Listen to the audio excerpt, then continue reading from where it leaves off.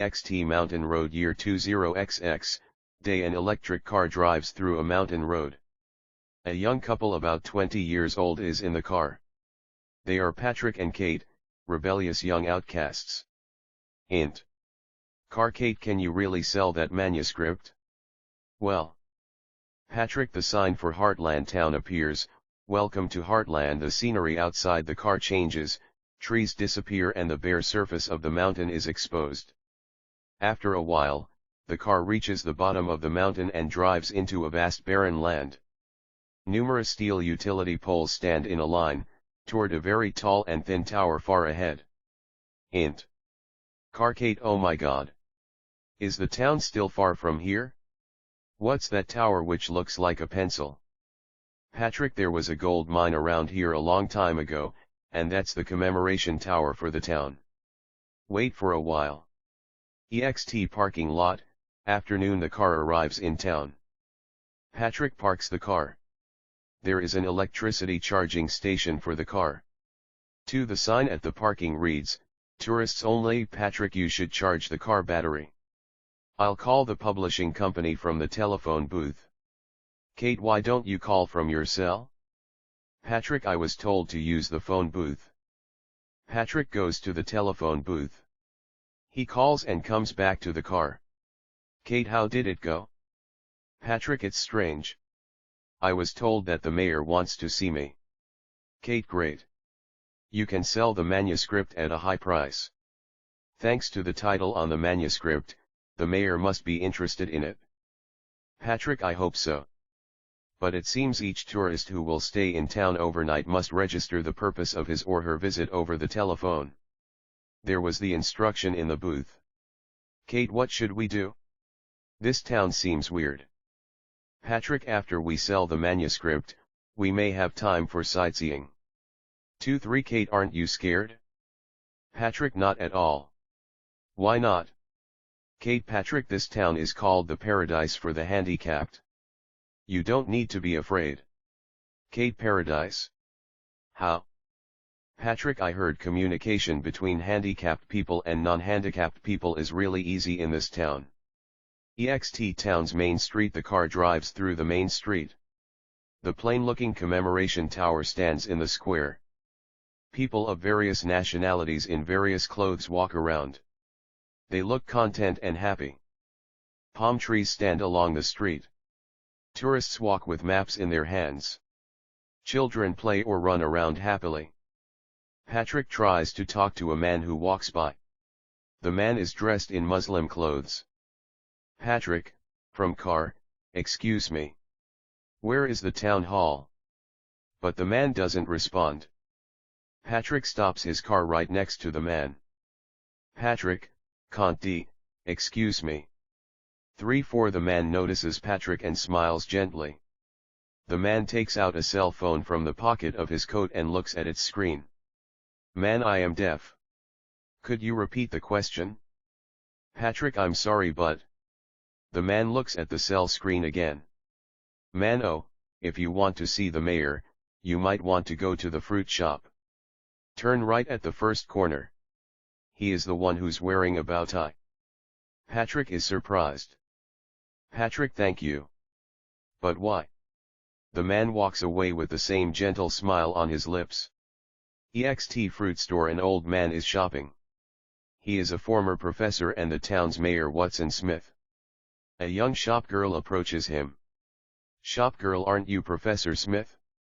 Watson looks back. Watson, you know who I am? The shopgirl looks blind, but she says, Shopgirl 45, yes, of course. My parents told me about you. You are my benefactor. Your research gave me my sight. Watson, I am glad to hear that. Don't forget to apply eye drops when we have dry weather. As Watson comes out of the fruit shop, Patrick's car stops in front of the shop. Patrick gets out of a car. Patrick, how do you do? Are you the mayor?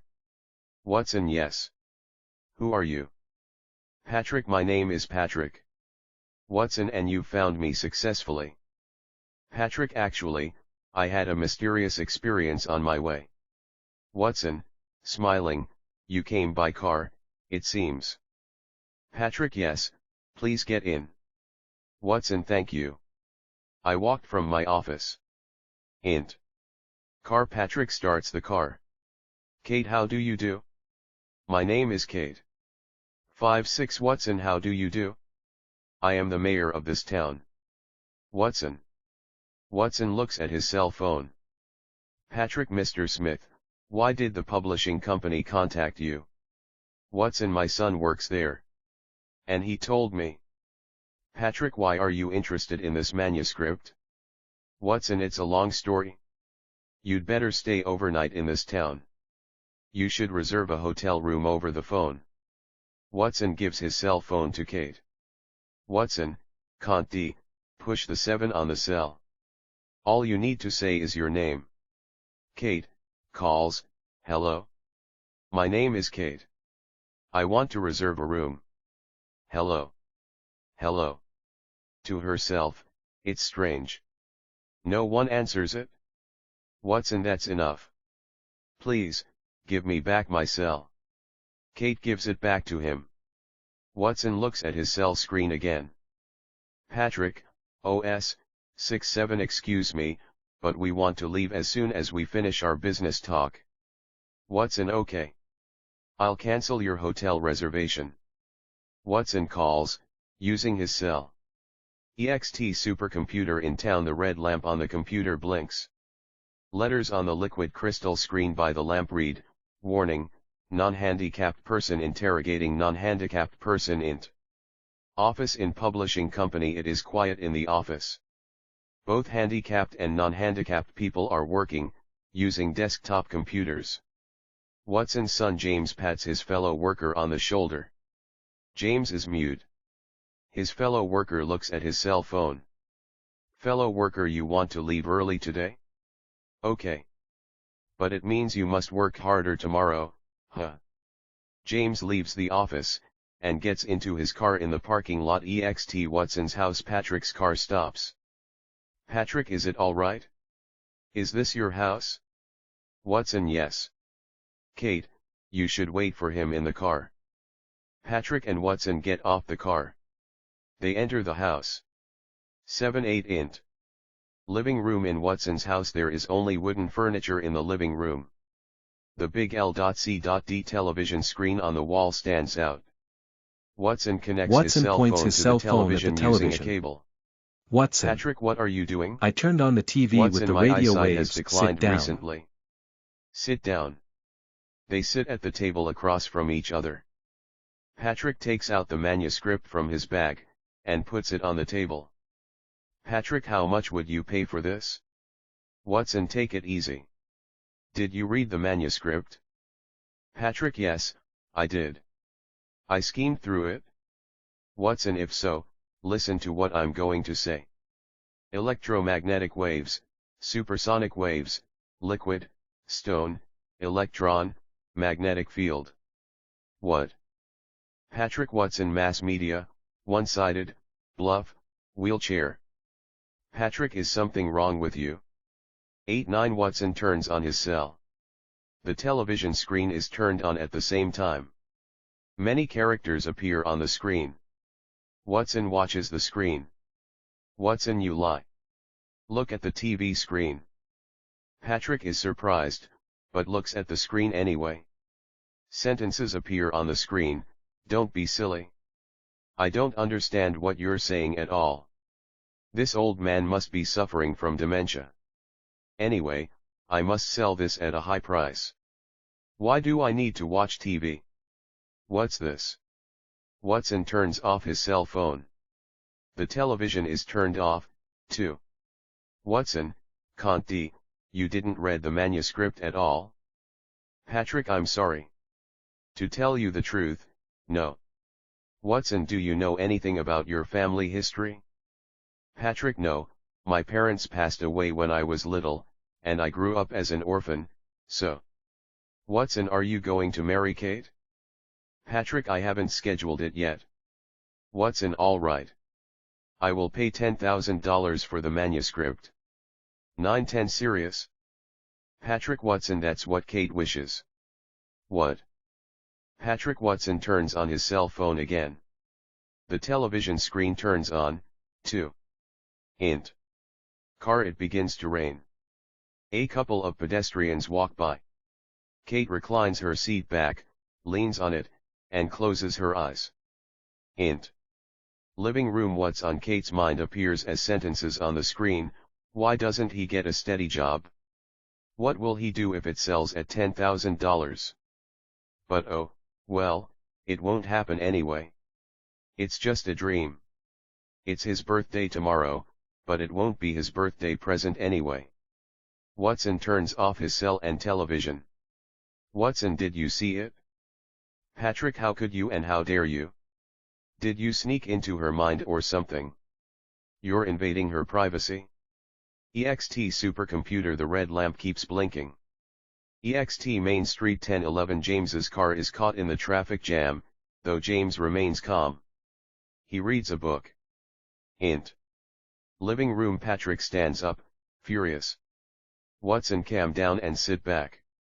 You must be surprised naturally. But your grandfather started the system. Patrick, system? You mean the one for the handicapped people? Yes. Watson, Patrick, Kate isn't handicapped, and you misused the system. You are the mayor and the chief operating officer, all right, but you have no right to do such a thing. Watson, I only hold the title. This town is controlled by a supercomputer. Patrick, and who controls the computer? Watson, you shouldn't be too nosy on that topic. No matter what, don't you want to know why the system was created? Your grandfather's blood runs in you and you must be interested in it. Patrick, no, I'm not interested in it. Watson, 11:12. But your reason, rational mind should seek the answer. Patrick, I said I'm not interested. Watson, another captive of his own feelings. Very disappointing. Patrick, what the hell are you talking about? Watson, well, your grandfather who created the foundation of this town didn't really believe in feelings. Patrick, feelings? So what? Do they have something to do with our sight and hearing? Watson, that's it. And this town can give both sight and hearing to the handicapped people. How? Patrick, Watson, I'll give you a hint. Good laughs, healthy appetite, tears, chit-chat, and a cell phone. EXT supercomputer. The lamp stops blinking. Int. James's car. James stops reading the book, and starts driving the car. Int. Living room 12:13. Watson turns on his cell phone and the television. Sentences do not appear on the television screen this time. Watson, Conti, I'd better stop confusing you, giving you those quizzes. Wait here. I'll bring cash. Watson goes to the bedroom. Int. Bedroom. There is a small automated teller machine by the bed. Watson turns on his cell phone and looks at it. The cell phone screen, what's on James's mind appears as sentences on the screen. I'm sorry, Father, but it was sort of an emergency, so I've been monitoring you. But you can withdraw money now. Watson smiles and inputs the PIN number on the machine. Int. Living room. Watson comes back and gives Patrick a paper bag. Watson, Conti, I must tell you, though. No matter what, follow your conscience and try to make moral decisions. Can you do that? Patrick, why do you say that? Watson, you asked me who controls the computer earlier, but it's controlled by high moral values. That's all I can say at this moment. You should marry Kate. You might know it already, but she loves you 13-14 from the bottom of her heart. Goodbye, Patrick. Patrick, goodbye, Mr. Smith. Int. Patrick's car. Patrick gets in the car. Kate, how was it? Patrick, I sold it at $10,000. Kate, that's terrific. Let's have a toast. Patrick, no, I will go to a vocational school with this money. Kate, are you planning to get some licenses? Patrick, yes, that's my plan. Kate, oh, what a bore. Patrick smiles, and starts his car. EXT Watson's house. James's car arrives. Int. Living room. James enters and the television is turned on automatically. He slowly starts changing his clothes. Watson appears in the room. 14:15 Watson, I was selfish but thank you. And forgive me. What's on James's mind appears as sentences on the screen. I don't monitor your mind anymore. Let's talk as we normally do. You were goofing around in front of him, but it's because I warned you. Watson, can't d. Yes. I tried to avoid answering his questions. You were afraid that he might know the town's secret. But it's all right. He knew nothing. What's on James's mind appears as sentences on the screen. I monitored his thoughts too. He wasn't thinking about you anymore. The secret is safe. What's written on the manuscript, by the way? I saw a young man in a wheelchair in your thought. Watson, can't d. You are the real mayor of this town and you should read it yourself. It's a good opportunity for you to ponder on ethics and your own moral values. What's on James's mind appears as sentences on the screen. You preached on moral values in front of him too, but why? It sounded like such a cliché. Watson, can't d. Back then, we were engaged in extensive scientific experiments. But they were abused in a very wicked way. People's minds and thoughts were scrutinized and stolen, which made me realize importance of ethics and morality. But all the details of those days are written in this manuscript. 15:16 What's on James's mind appears as sentences on the screen. Wicked way? How? Watson, can't d. That's an important question.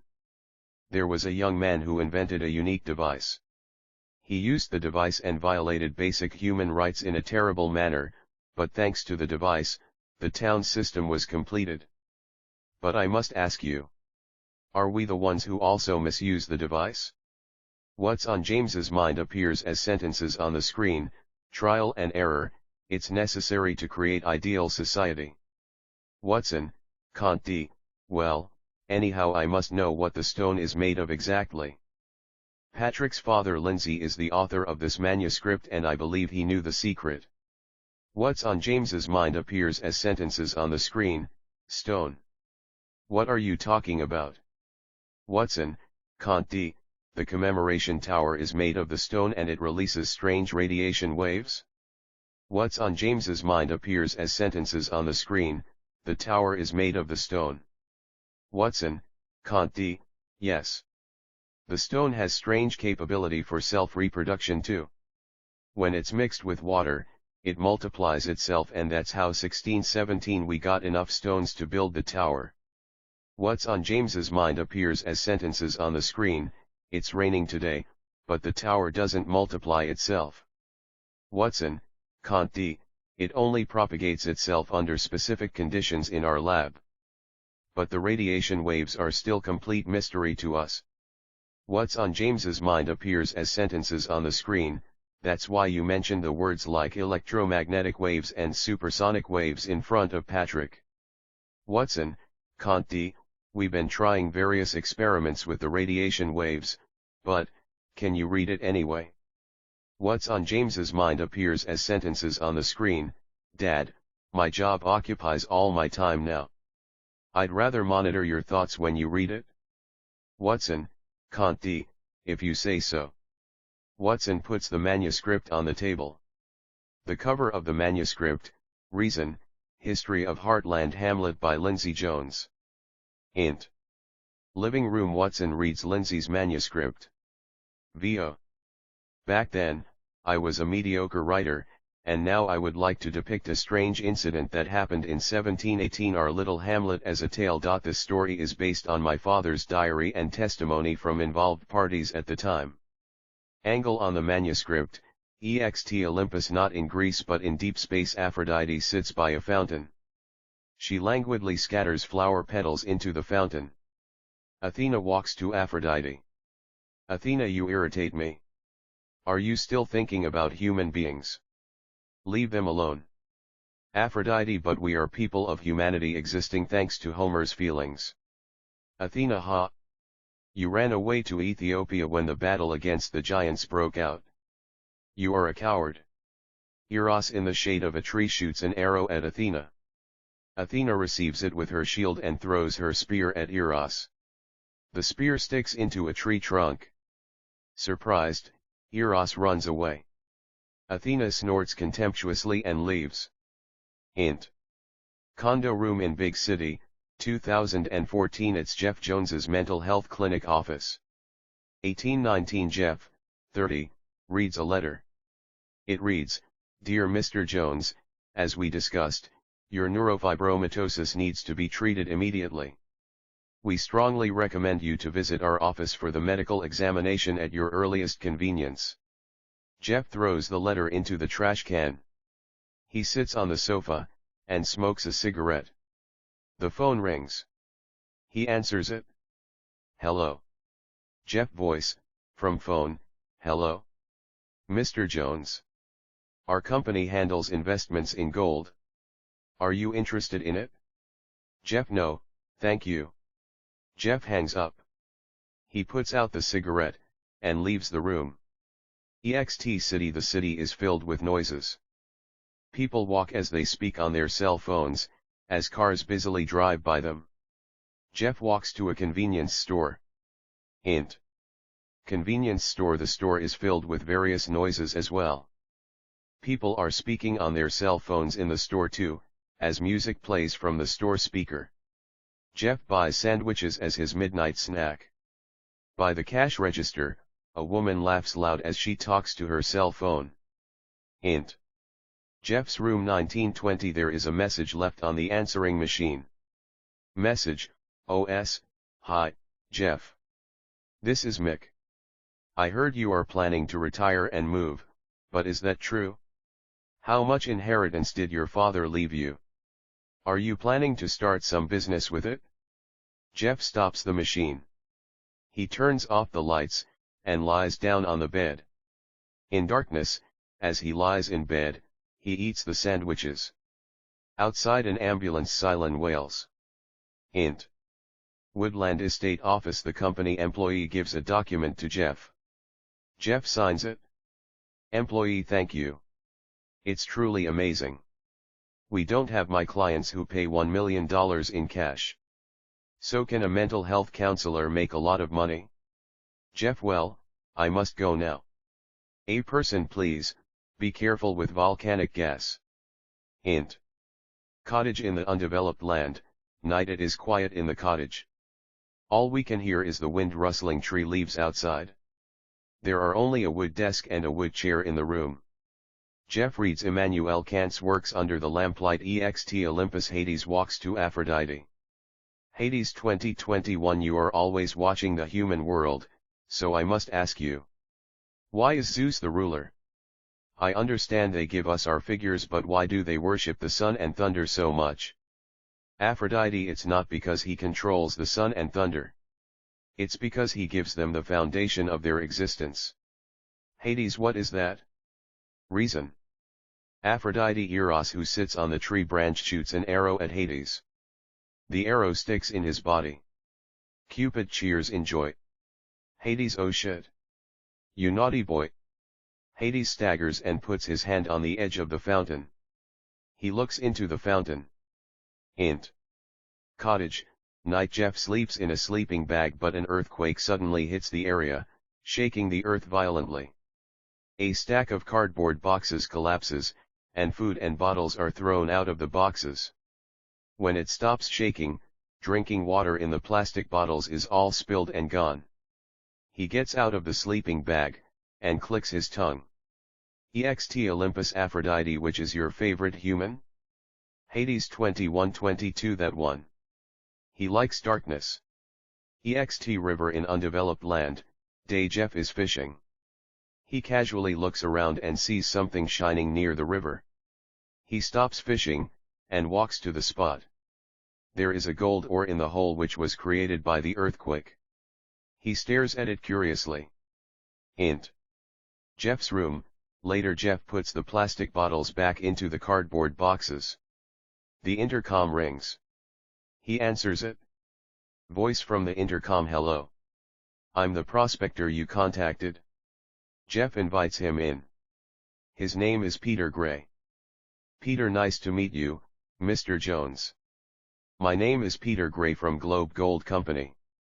Jeff, nice to meet you, too. Sit down, please. Peter sits on the sofa and spreads a map on the table. Peter, let's not waste your time and get to the point immediately. We own mineral rights to your property and you'll receive royalties as the surface right owner. We've already checked the ore's grade, and we estimated 6 kilograms of gold per ton. It's the best and finest. Jeff, how many acres? Peter puts his finger on the map. 22-23 Peter, the area stretches from the foot of the mountain to the river. According to our global positioning system, it's about 15,000 acres. Jeff, nearly half of the land. Peter, I can offer you $30 million for the initial mining rights. From the second, we offer you 20% of the profit. Does that sound fair to you? Jeff, well, before we talk about the percentage, I must tell you something. It has nothing to do with money, but I want to settle there. Peter, you're not allowed to develop a residential area over there. Jeff, I am not familiar with those regulations. But I wonder if you can do something about it? Peter, let's see. Maybe. We can try. Can you? Jeff, Peter, the mining process will take a long time. We will have our office there. When we get the mining permission from the local government, we should file your request as well. 23-24 From my experience, it should work if we offer them something extra, aside from the tax money, of course. Jeff, I'm not going to bribe them. Peter, well, but even if you get your permission, how will you live there? There is no infrastructure in your land. Jeff, I'll figure out something. Peter, if you want, we may be able to take care of it. Can you? Jeff, Peter, we must install water and sewerage systems, as well as an electrical optical cable in your land anyway. Jeff, I appreciate it if you can take care of it for me too. Peter, but you'll pay the cost. Jeff, I don't care. But I'm flat broke now. Peter, when your new address is approved, you can open a bank account through the internet. We'll deposit the initial mining fees into your new 2425 account, and you can pay the cost from the account. Jeff, thank you. Peter, okay. As to the permission, I think I can report the result in a month. Goodbye, Jeff. Jeff, goodbye, Peter. Peter leaves. Jeff mutters. Jeff, can't be, in a month. EXT undeveloped land. Jeff's car stops in front of the cottage. Peter stands there and raises his hand. Peter, I'll drive. I'll show you your new house. EXT Jeff's new house. They get out of the car. The house is a one-story wooden frame house. Peter, can't be, I'll show you the inside. They enter the house. Int. Living room of the house. The room with a TV set, a phone, a sofa and a table. Peter, can't be, did you bring your computer? Jeff, 25-26 Yes. Peter, okay. You can use your computer, TV, and telephone, connecting them to the electrical optical cable. I'll show you the bathroom next. Int.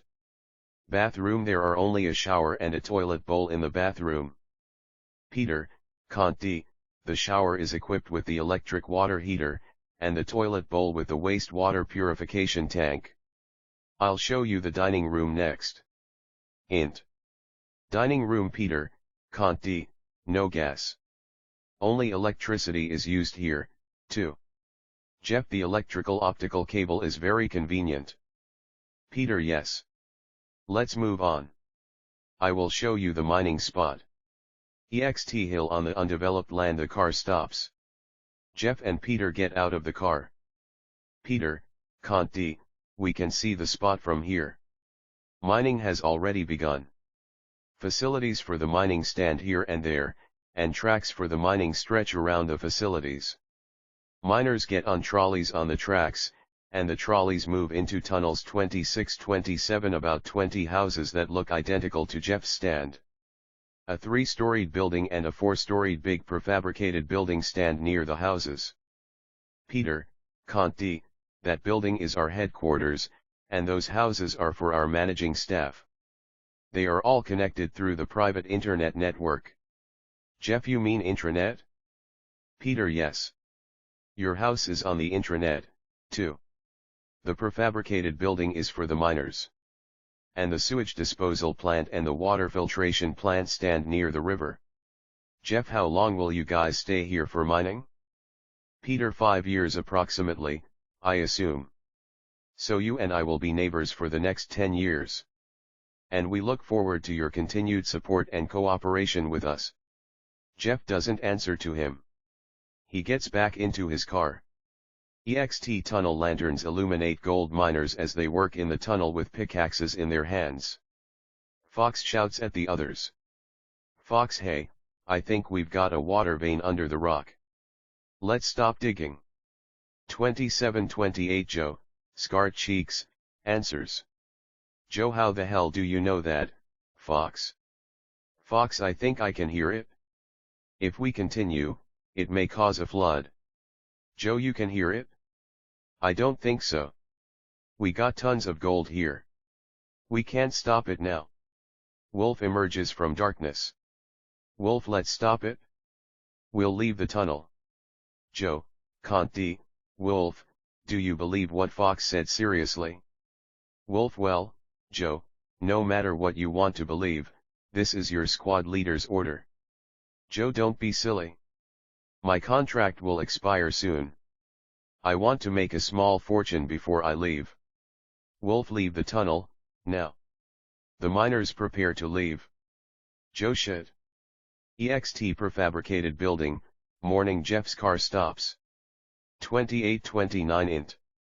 Big restaurant in prefabricated building. Miners come in and out, busily. The restaurant is filled with miners who have breakfast. They chat lively.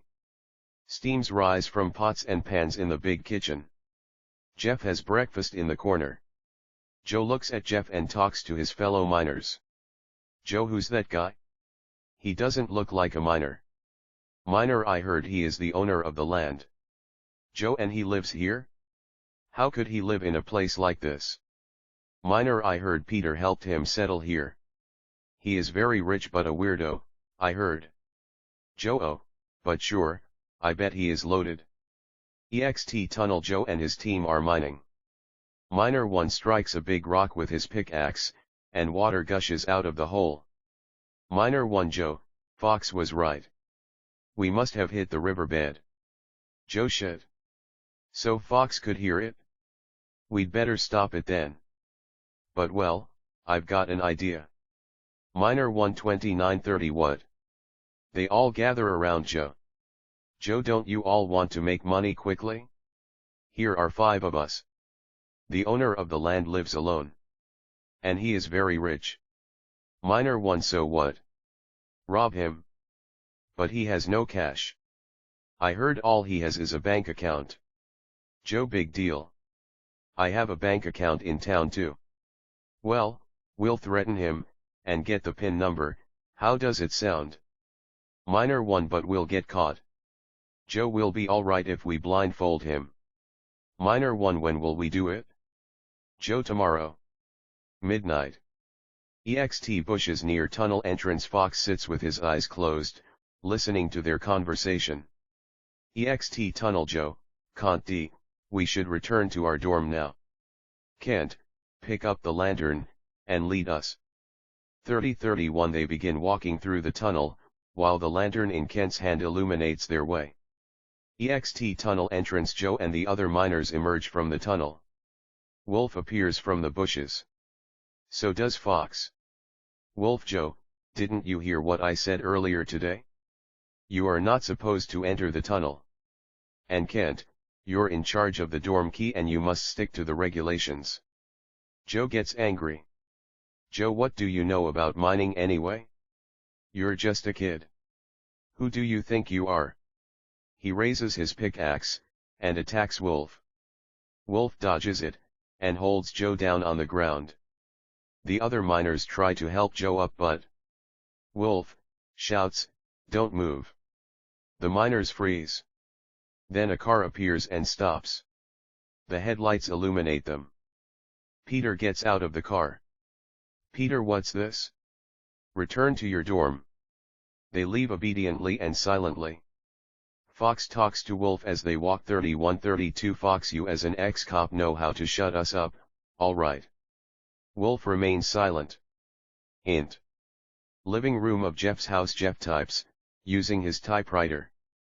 The phone rings. He answers it. Jeff, hello, Peter. Okay. I'll be there. EXT Peter's house. Jeff stops his car and gets out of the car. Along the street stand houses that look identical to Peter's. Jeff presses the intercom button. Peter opens the door and invites Jeff in. Int. Living room of Peter's house. Peter enjoys normal modern lifestyle. The room with modern furniture and various electrical appliances presents a striking contrast to the living room of Jeff's. Jeff and Peter sit on the sofas. Peter, we've got a trouble. You shouldn't come to the restaurant to have a meal for a while. Jeff, what happened? Peter, some miners were planning to rob you. You shouldn't be seen by miners. So I have a suggestion, though it may cost you some money. 32-33 Jeff, I don't care. Peter, you might want to use meal delivery services, though you may need to make bulk orders. Since we're in the middle of nowhere, they might not accept small quantity orders. Does that sound alright to you? Yes. Jeff, Peter, you can order groceries online too. Jeff, thank you, Peter. The intercom rings. Peter answers it. Come in. Peter hangs up. Peter, Conti, I want to introduce some workers to you. Wolf and Fox enter. Peter, Conti, these two men protected you in a sense. Jeff stands up. Jeff, thank you. I'm Jeff. Wolf. Wolf, Fox. 33-34 Fox. Peter, Jeff, now the miners know who you are and they all talk about you. So these men are in charge of your safety. From now on, Wolf will patrol around your house, and if we spot any suspicious miners, Fox will collect information about them. Jeff, you are doing it just to protect me? Peter, it's alright. They won't interfere with your personal life, but I must charge the expenses on your account. Wolf, Fox, you may return to your dorm. Wolf and Fox leave. Jeff, anything else? Peter, no. Jeff, thank you, Peter. Goodbye. Peter, goodbye, Jeff. Jeff leaves too. Int. Office in headquarters building. Later, Peter starts his desktop computer. Angle on the computer, Peter types the administrator's password and email appears on the screen. 34-35 The sender of email, fax at pfccom2, k8hfh at easyhousecom. Subject, order message. Body, I saw your website. Please, make a business trip to my house. Peter turns off the computer. Int. Living room of Jeff's house. Jeff takes out groceries from a cardboard box. The intercom rings, and he answers it. Jeff, Peter, come in. Peter enters. Peter, I saw your email sent to the Easy House Company. Jeff, right, I forgot we're connected through the intranet. Peter, why do you need the prefab hut? Jeff, to store my food. I will buy emergency food packages in bulk. Peter, emergency food? That's what you're planning to live on? Jeff, yes. So I don't need to waste my time cooking.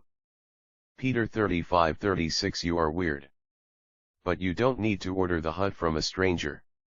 I know some workers who can build a log cabin for you. Jeff, sounds good. Peter, I'll send them to you later. EXT entrance of Jeff's house. Later, Jaguar and Doug introduce themselves to Jeff. Jaguar, nice to meet you. My name is Jaguar. His name is Doug. He is Fox's younger brother. Jeff, nice to meet you, Doug. Your older brother has been helping me a lot. Doug, nice to meet you, Jeff. Jaguar, are you going to use the cabin to store your food? Yes. Jeff, Jaguar, let's get to work, Doug. EXT thicket near Jeff's house. Jaguar and Doug cut down trees with chainsaws. Jaguar, can't d, that's enough, Doug. Let take a rest before we move logs. They sit on the ground. 36-37 Doug, we've got a good deal, Jaguar. This is better than working underground. Jaguar looks up at the sky. The sun glares down on them. EXT Olympus. Hades looks into the fountain. Venus sits on the edge of the fountain. Hades, they do seem to worship the sun. But this isn't the human world. I don't understand why Zeus is the ruler. We don't need the sun here. Aphrodite, I told you before. They worship reason and your favorite human being searches for it. Hades, and he tries to find it in darkness. I wonder why. Aphrodite, I don't know why, either. I only know that he is trying to turn his back against their material world. Hades, what do you mean? Aphrodite, I don't understand. Hades, I'll observe him anyway, trying to understand what you are saying. EXT Jeff's house. 2 weeks later, a container truck that has brought emergency food packages stops in front of the house. The company name, Preserve 3738 Food County Limited, is written on the container. Jeff comes out of the house, and talks to the driver. Jeff, please carry the boxes to the log cabin. The driver gets off the truck and opens the container door. 4 employees and about 100 cardboard boxes are in the container. The employees carry the boxes to the log cabin. When it's done, the truck leaves. Jeff satisfactorily looks at the cabin now full of boxes, and returns to his house. EXT Jeff's house. Later, it's sunny and birds are singing in trees. Wolf walks to the house, as he looked up at the sky. But the window curtains are all closed, he notices. He knocks on the door, looking a little concerned. Wolf, hello, Mr. Jones.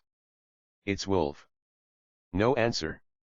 He goes to the backyard, and peeks into the house through a gap between the curtains. Hint. Living room of Jeff's house. In the dark room, Jeff sits on the chair with his legs crossed and his eyes closed. EXT backyard. Wolf knocks on the window hard and peeks again. He picks up a stone from the ground, and smashes the window. Hint. Living room of Jeff's house. Jeff stands in surprise, and removes his earplugs.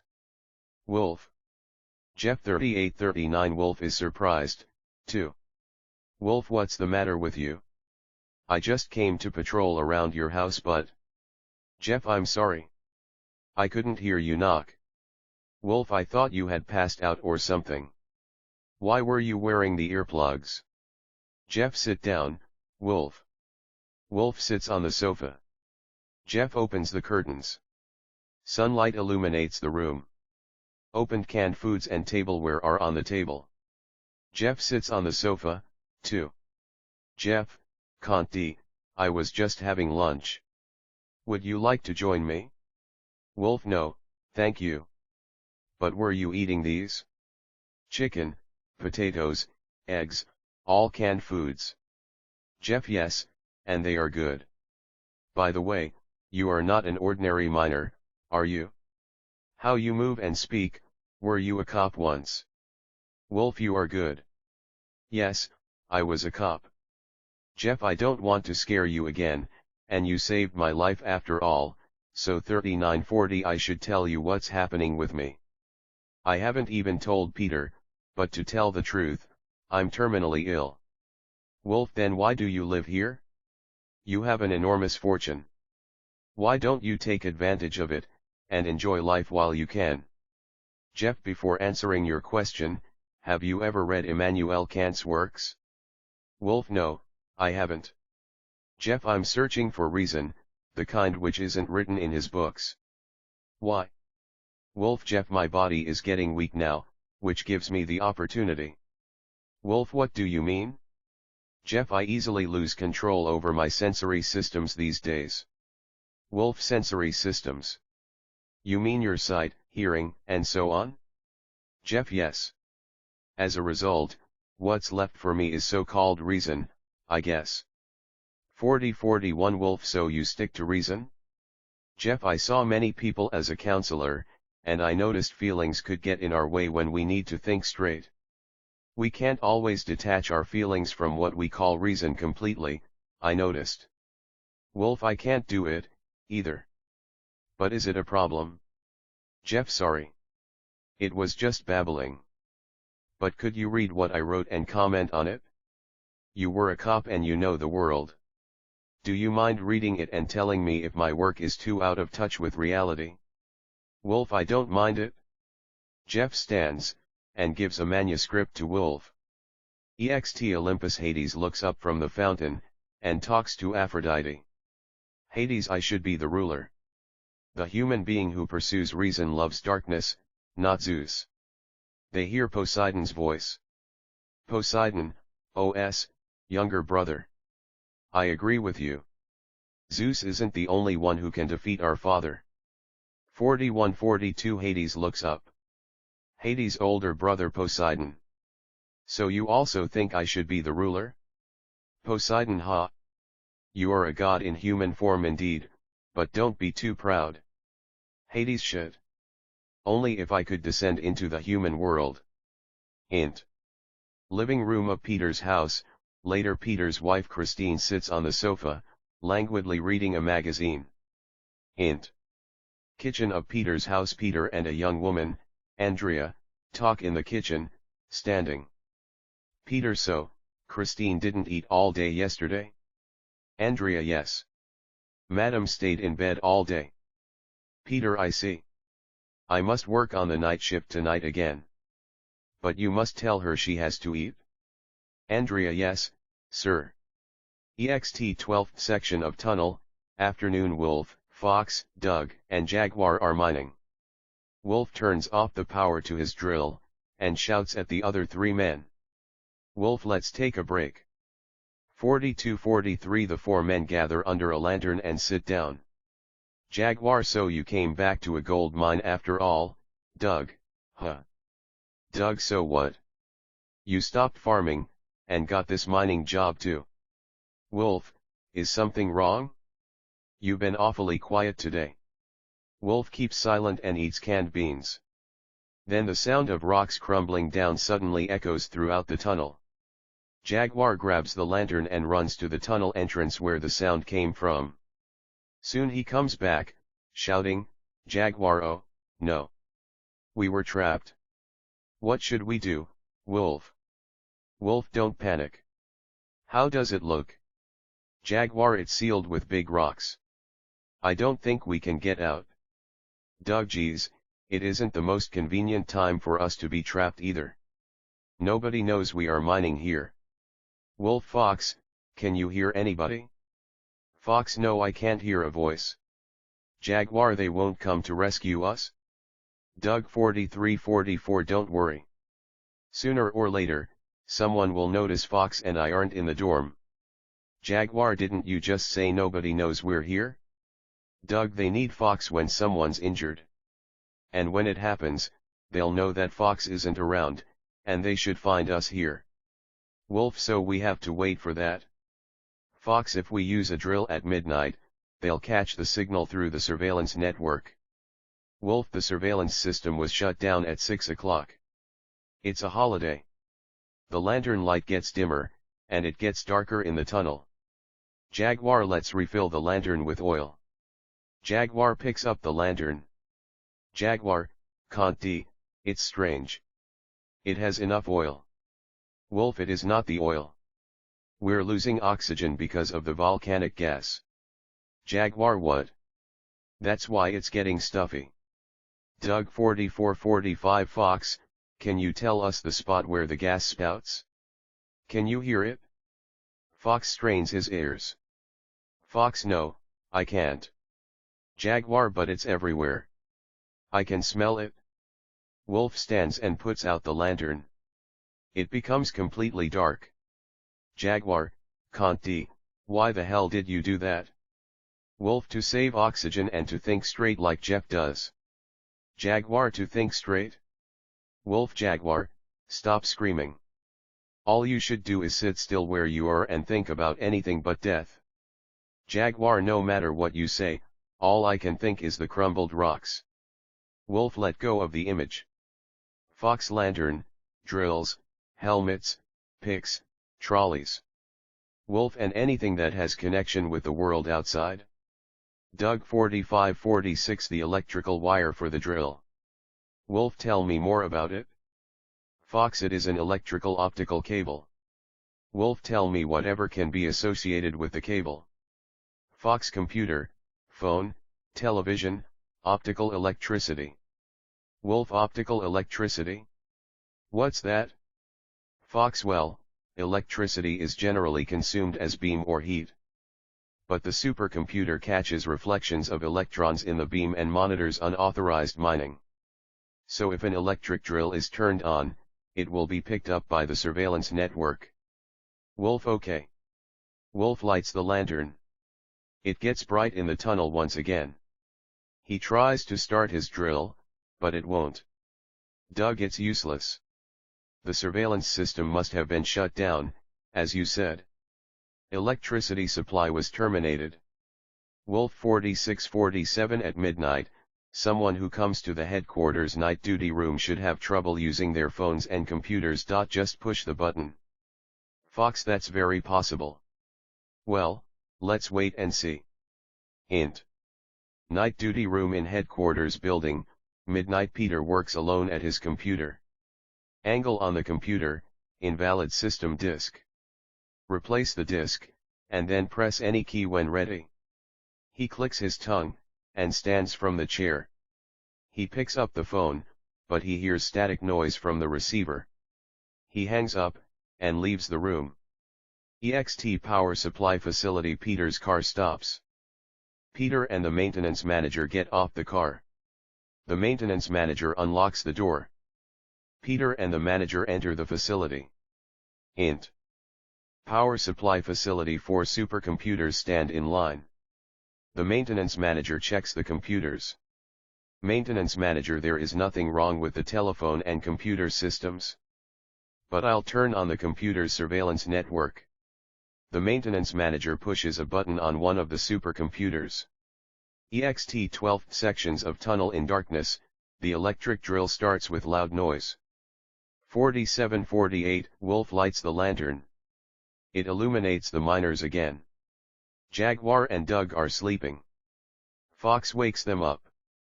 Fox wake up. We are saved. Int. Power supply facility a red lamp lights up on one of the supercomputers. Peter someone is in the 12th section. Int. Dormitory lounge for miners with long-term contracts later there are modern furniture and vending machines in the lounge. Nikki Bonov, a middle-aged woman, dressed in a business suit talks with Jaguar. Jaguar so we need to repair the kitchen at Mr. Block's, the floor at Mr. Gibson's, and the roof at Mr. Grover's, I understand, Miss Bonov. Nikki repair them today, as soon as possible. And you should return to your mining work when it's done. Jaguar okay.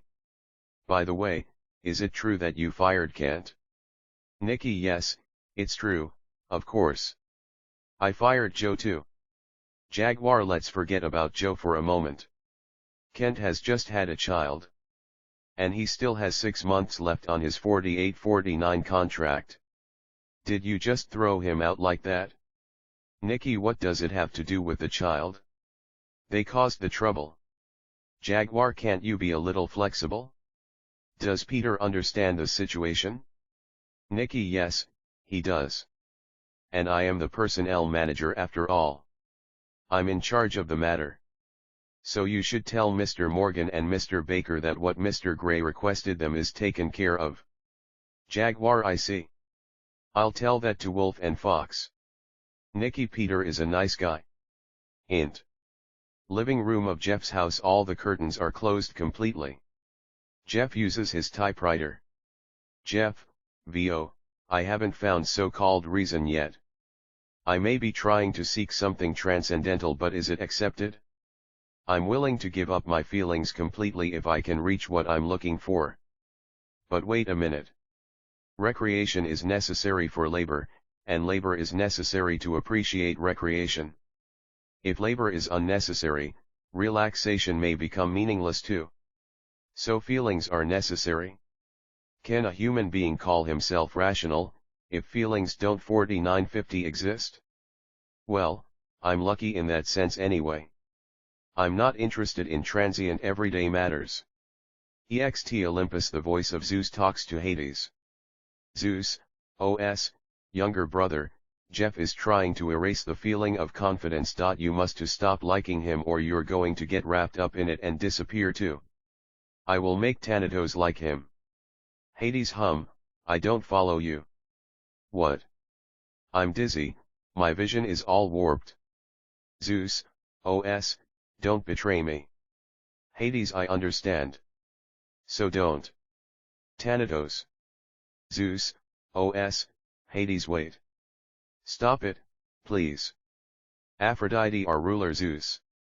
Please give Hades the last chance. Zeus, OS, what's your suggestion? Aphrodite. I will grant Hades' favorite one what's called affection. Eros, shoot your arrow into the fountain. Eros. Yes, mommy. 50-51 Eros, who sits on the tree branch, shoots an arrow into the fountain. Zeus, OS, well, I'll wait for now then. Farewell. Hades looks into the fountain, frustrated. Poseidon, OS, Hades, you barely escaped death. Int. Bedroom of Peter's house, night. Peter and Christine sleep. She opens her eyes and talks to him. Christine. I'll see the mental health counselor as you suggested. Peter opens his eyes, too. Peter. Thank you for agreeing to do it. We will make an appointment and see him tomorrow. Int. Living room of Jeff's house, day. The room is organized. The curtains are all open. Jeff and Peter stand in the room and talk. Peter. I am sorry to bother you, but I appreciate it if you could listen to her. Jeff. I heard about your wife. I'll do my best. Peter. 51-52 I'll pick her up in an hour when I finish my shift. But well, she's in my car outside. I'll bring her in. Peter leaves, and soon comes back with Christine. Peter, can't d, Christine, you can tell him everything. Please listen to her, Jeff. Peter leaves. Jeff. Please, sit down on the sofa, Mrs. Gray. Christine doesn't sit, however. She walks to Jeff, and touches his hair. Christine. Your hair feels great. Stop searching for reason for a moment. Jeff. Why do you know that? Jeff then starts losing consciousness and collapses. Christine catches his head and gently holds it to her bosom. Just then Jeff becomes a stark naked baby surrounded by a light the color of the rainbow. Int. Bedroom of Jeff's house. Jeff wakes up, surprised. He is naked. The intercom rings. He panics and hurriedly puts his clothes on. He talks over the intercom. Jeff. Peter, your wife went home alone. She said she wanted to take a walk. I'm sorry, but I feel sick. Could you go home straight without coming to my office? Your wife? I'll call 5253 you later and give you my diagnosis in detail. All right then. He hangs up, sits on bed, and holds his head in his hands, troubled. EXT Olympus. Aphrodite and Hades looks into the fountain. Aphrodite. Hades, you are safe now. He will experience affection and stop searching for reason in darkness. Our ruler is Zeus, not you. Hades keeps silent. Int. Barber shop in headquarters building. Later there are 2 seats in the shop. Fox is getting his hair cut in one seat. Jeff enters and sits on the other seat. A female barber covers his shoulder with a cape. Jeff. Sarah, shave my head completely. Fox. Mr. Jones, it's been a while since I last saw you, but your manuscript is popular among us now. What's the matter with you? You look depressed. Jeff looks at Fox. Jeff. Hello, Fox. How is Wolf? Fox. He is your fan because your writing helped us. Jeff. 53-54 helped you? What do you mean? Fox. When a cave-in accident trapped us in a tunnel, Wolf tried your theory, and we were saved. Jeff, what theory? Fox, the part where Aristotle's metaphysics is applied. Jeff, you could tell it's Aristotle? I could tell Wolf was different, but you aren't an ordinary miner, either, are you? Fox, well, I was a doctor once. By the way, are you a Buddhist? Wolf told us you live like an ascetic. Jeff, no, I'm not. And did Wolf tell you anything about my health too? Fox, yes, he did. I'm sorry about that. The barber crops Jeff's hair with a hair clipper first, then as she starts shaving his head, Fox sees a brown bruise on the skin of Jeff's shaven head. Fox, can't do you suffer from NF? Fox is surprised. Jeff, you can tell? Fox, 54-55, yes. I studied genes. Is your NF type 1 or 2? Jeff, 1. Well, it's a good opportunity. Will you examine it and diagnose its progress? Fox, I don't know. You'd better go to the hospital and receive proper treatment. Jeff's hair is completely shaven now. He stands. Jeff, I'll wait for you. Int. Living room of Jeff's house, evening. Jeff uses his typewriter. Jeff, VO, sexual desire. I didn't expect such a pitfall. Maybe it's in our instinct. But it has nothing to do with my feelings anyway. I don't feel any affection toward Mrs. Gray. Ext Olympus. Aphrodite is surprised when she looks into the fountain. Aphrodite, oh, no. What should I do? The arrow of affection didn't have any effect on him. Hades, you should stop loving him or your existence will be eliminated. Hades, no.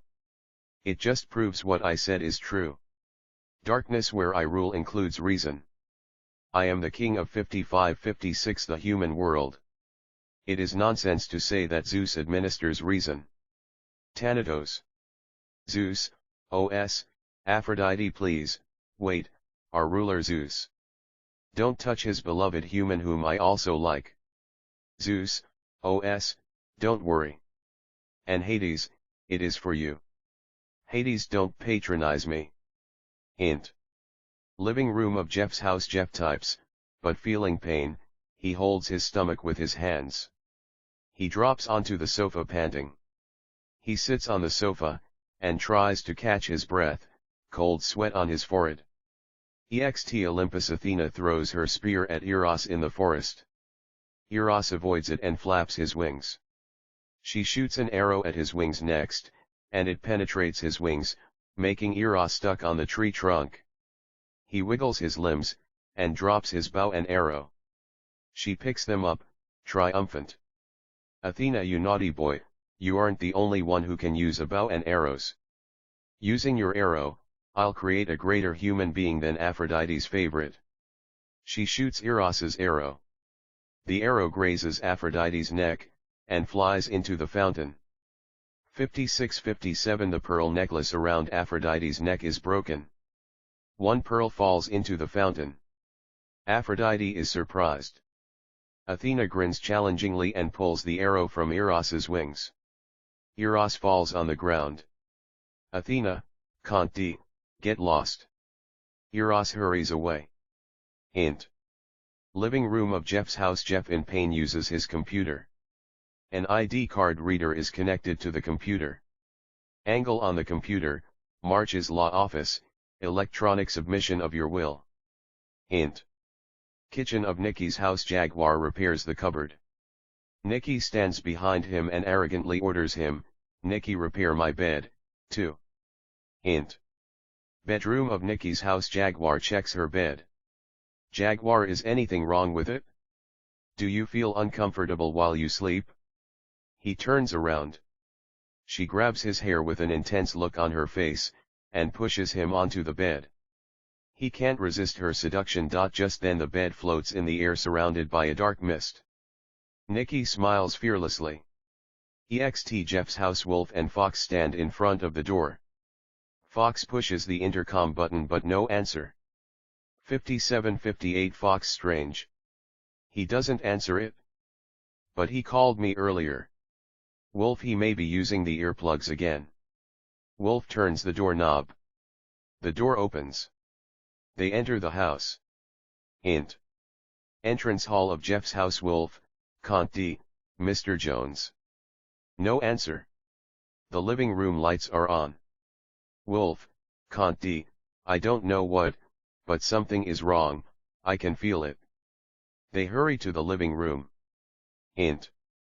Living room of Jeff's house. They enter and find Jeff lying prone on the floor. Fox moves Jeff's body and lays him on his back.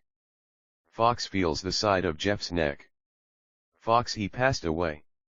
Wolf, what's the cause? Fox, probably heart failure. They expose Jeff's chest, and find a big bruise on it. Wolf, what's this bruise? Fox, 58-59, I didn't tell you, but he got a genetic disease. It is one of the symptoms. Wolf finds a piece of paper on Jeff's desk. He reads it silently. Jeff, VO, dear Wolf, I must say my search for reason may be cut short because death is approaching. But it wasn't useless, and I must tell you what I've discovered so far. After all, human beings are animals, captives of their own sexual desires and appetites. The desires could reside in our feelings, and we may not be able to reach reason unless we give up our bodies. So what do we have reason for? It is often said that reason is to control sensibility to which feelings belong to. But the control is hard in our time. There are many matters and subjects that surround us. There are so many and so much to look at, hear and talk about, and sure, it happens when we use cell phones too.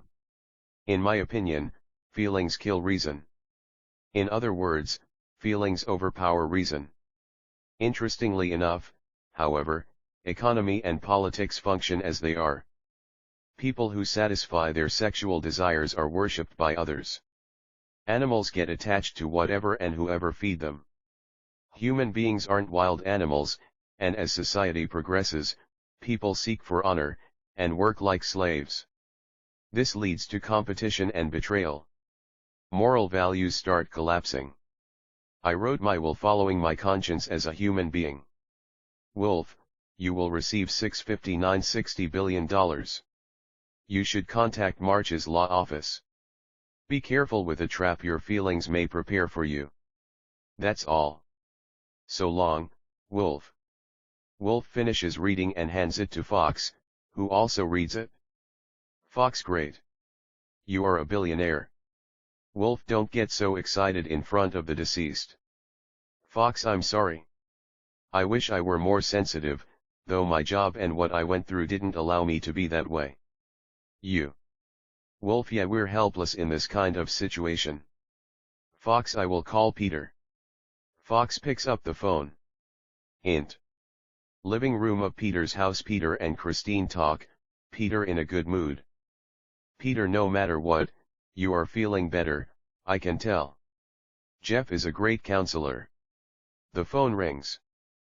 Peter answers it. Peter, Can't D, what? Is that true? Peter turns to Christine. 60-61 Peter, Can't D, Christine, a terrible thing has happened. Jeff died. What's the matter with you? Aren't you surprised? Christine, Thanatos took his life. Peter, what? Oh, you haven't got better at all. Fox, I'll be there as soon as possible. Andrea. Andrea enters. Peter, Can't D, you should keep your eye on Christine. Int. Chairperson's room in headquarters building, morning. Peter talks on the phone, frustrated. Peter, really? The GPS doesn't work as it did? I see. When should we leave? Okay. Peter hangs up. Wolf and Fox stand by Peter's desk. Wolf, what's wrong? Peter, what's wrong? The gold in the land is gone, it has disappeared. Fox, that's what the miners were talking in the restaurant this morning. Peter, 61-62 So what will happen? The head office told us to leave the land. They say our investment was completely wasted. Shit. Wolf takes a step forward. Wolf, I will purchase the facilities. Would you sell them? Peter and Fox are surprised. Peter, what? Yeah, you'll soon be a billionaire, thanks to Jeff, but why do you want to buy them? Wolf, I want to help workers who are going to lose their jobs. Peter, you are a freak. But it isn't a bad offer for our company. Okay. I will contact the head office. Knocks on the door. Come in. Peter, Conti, 3 men, Mr. Richard, Dr. Preston, and Mr. March enter. Wolf and Fox are surprised. Wolf, Mr. Richard. So you are the coroner. Fox, Dr. Preston. Richard and Preston are surprised, too. Preston, Fox, why are you here? 6263 Richard, Wolf, did you get a job here? Wolf and Fox remain silent. Peter, excuse me. Are you Mr. March? March, yes, and you are Mr. Morgan? Yes. Wolf, March, I am the lawyer. I have his written will. As the will instructs, you'll succeed Mr. Jones's property. And also following his will, I brought the cremation urn that contains his ashes. Peter, so we're set, it seems. Mr. Richard, Dr. Preston, I'll show you Jeff's body. Mr. March, please, wait here for a while. Wolf, Fox, you too. Int. Peter's car. Peter drives. Mr. Richard and Dr. Preston sit in the back seat. Peter, Conti, you know Wolf and Fox? Why did they leave their jobs? I don't know their past much. Preston, don't you read newspapers? Fox's name was every newspaper back then. Richard, was it? They made a big deal of it when Wolf left his job too. 6364 Preston, as to Fox, he collected skin samples from a patient who was pronounced brain dead, without permission. He said he did it to search for the origin of life. In other words, he didn't think it was in our brains and he studied the sample's genes. Peter, to find the origin of life. Preston, and he got his doctor's license removed. Peter, Mr. Richard, what did Wolf do? Richard, he was after a criminal and fired at the criminal's car. The car crashed into a bus which was carrying kindergartners. All the passengers died. He took the responsibility and resigned. Peter, oh. Int. Chairperson's room in headquarters building. Fox, Wolf, are you serious? Wolf, yes, I am. Jeff was right. This place is better than the city, which has too much distraction. Fox, how do you live here? Wolf, 6465 Mr. March, how much money will I receive? March, after you pay inheritance taxes, around $3 billion will be left in your account. Wolf, thank you, Mr. March. Fox, I will create what Jeff wanted to create, using the money he left me. I will create a community which is free from necessity of labor. Fox, a community like that won't work in the long run. And what happens if it fails? Wolf, I'm not a professional philanthropist. As long as it works while I'm alive, it's okay. Fox, can I stay, too? Wolf, yes, you can. Fox, I wonder how many people will stay. Wolf, well, only those who appreciate what Jeff wrote will be invited. Fox, that means those who live in our dorm, I guess. Ext Jeff's house. Peter, Preston, and Richard leave Jeff's house. 6566 Preston, heart failure due to neurofibromatosis, which is written in the death certificate. Peter, well, please file it using our office's computer. Mr. Richard, may I bury his body here? Richard, yes, you may. The burial certificate is unnecessary for a special case like this. They get in the car. Int. Chairperson's room in headquarters building. Peter and Dr. Preston enter. Peter, Wolf, Fox, you should dig a grave. Mr. Preston, please use this computer. Dr. Preston sits at Peter's desk, and uses the computer. Mr. March takes out some documents from his bag. March, Mr. Morgan, please sign these documents. Wolf signs them and gives them back to Mr. March. Mr. March puts the documents back in his bag. He stands from the sofa. March, Conti, well, I must leave now, but how will you carry the coffin to his house? If you want, I can carry it in my van. Peter, thank you, Mr. March. Well, Wolf, Fox, you should go to Jeff's house 6667 with Mr. March. We should bury him in front of his house, around a grass area. Wolf and Fox stand from the sofa. Dr. Preston, who was using the computer, looks up. Preston, good luck, Fox. Fox, goodbye, Dr. Preston. Wolf, Fox, and Mr. March leave. EXT headquarters building. Mr. Richard's car and Mr. March's van stop. Mr. Richard in his car shouts at Wolf. Richard, Wolf, how long are you planning to stay here? Wolf, for good. A strange expression appears on Mr. Richard's face. Richard, no matter what, don't be discouraged too much. Well, I'll wait for Dr. Preston. Do you think he can finish filing the certificate soon? Wolf doesn't answer. Wolf, Fox, and Mr. March get in March's van. EXT dormitory. March's car stops. Fox gets off the car, and goes to the barn. Hint. Car 6768. Fox, with a couple of shovels in his hands, comes back. He gets into the car. Fox, it's a holiday today, but nobody's in the dormitory. Strange. Mr. March starts his car. EXT Jeff's house. About 20 people are gathering in front of the house. Doug, Jaguar, Christine, and Nikki Bonif are among them. March's car arrives. Wolf and Fox get off the car. They see the crowd and are surprised. Jaguar and Doug walk to Wolf and Fox. Wolf, what's this? Jaguar, Miss Bonif was talking about Jeff's burial. So I asked around if anyone wanted to say goodbye to Jeff. Wolf, Miss Bonif told you. Jaguar, I accidentally overheard her talking. Fox, let's carry the coffin into the house. Wolf, Fox and I saw Jeff's face and said goodbye to him already. Jaguar, Doug, you carry the coffin, and say goodbye to him. We'll dig the grave. Mr. March, please open your van's back door. 6869. Mr. March opens the back door. Jaguar and Doug drag the coffin out of the van. March, well, I must go now. Mr. March's van leaves. Hint. Chairperson's room in headquarters building. Dr. Preston sits at Peter's desk, glum. Peter, are you still working on it? Preston, I am not used to filing a death certificate online. The phone rings. Peter answers it.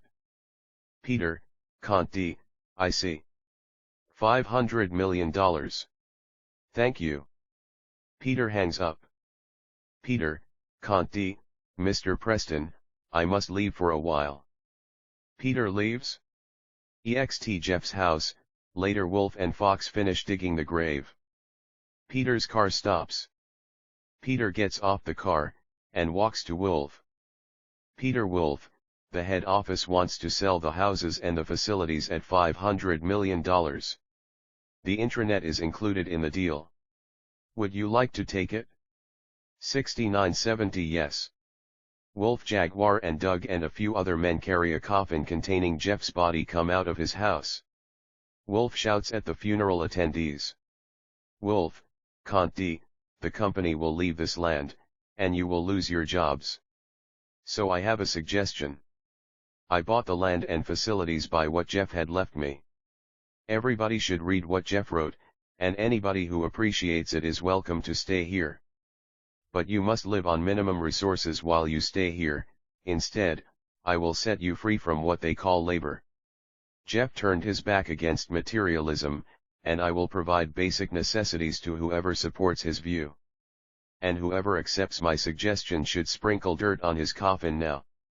Wolf, Fox, Jaguar, and Doug lay the coffin in the grave.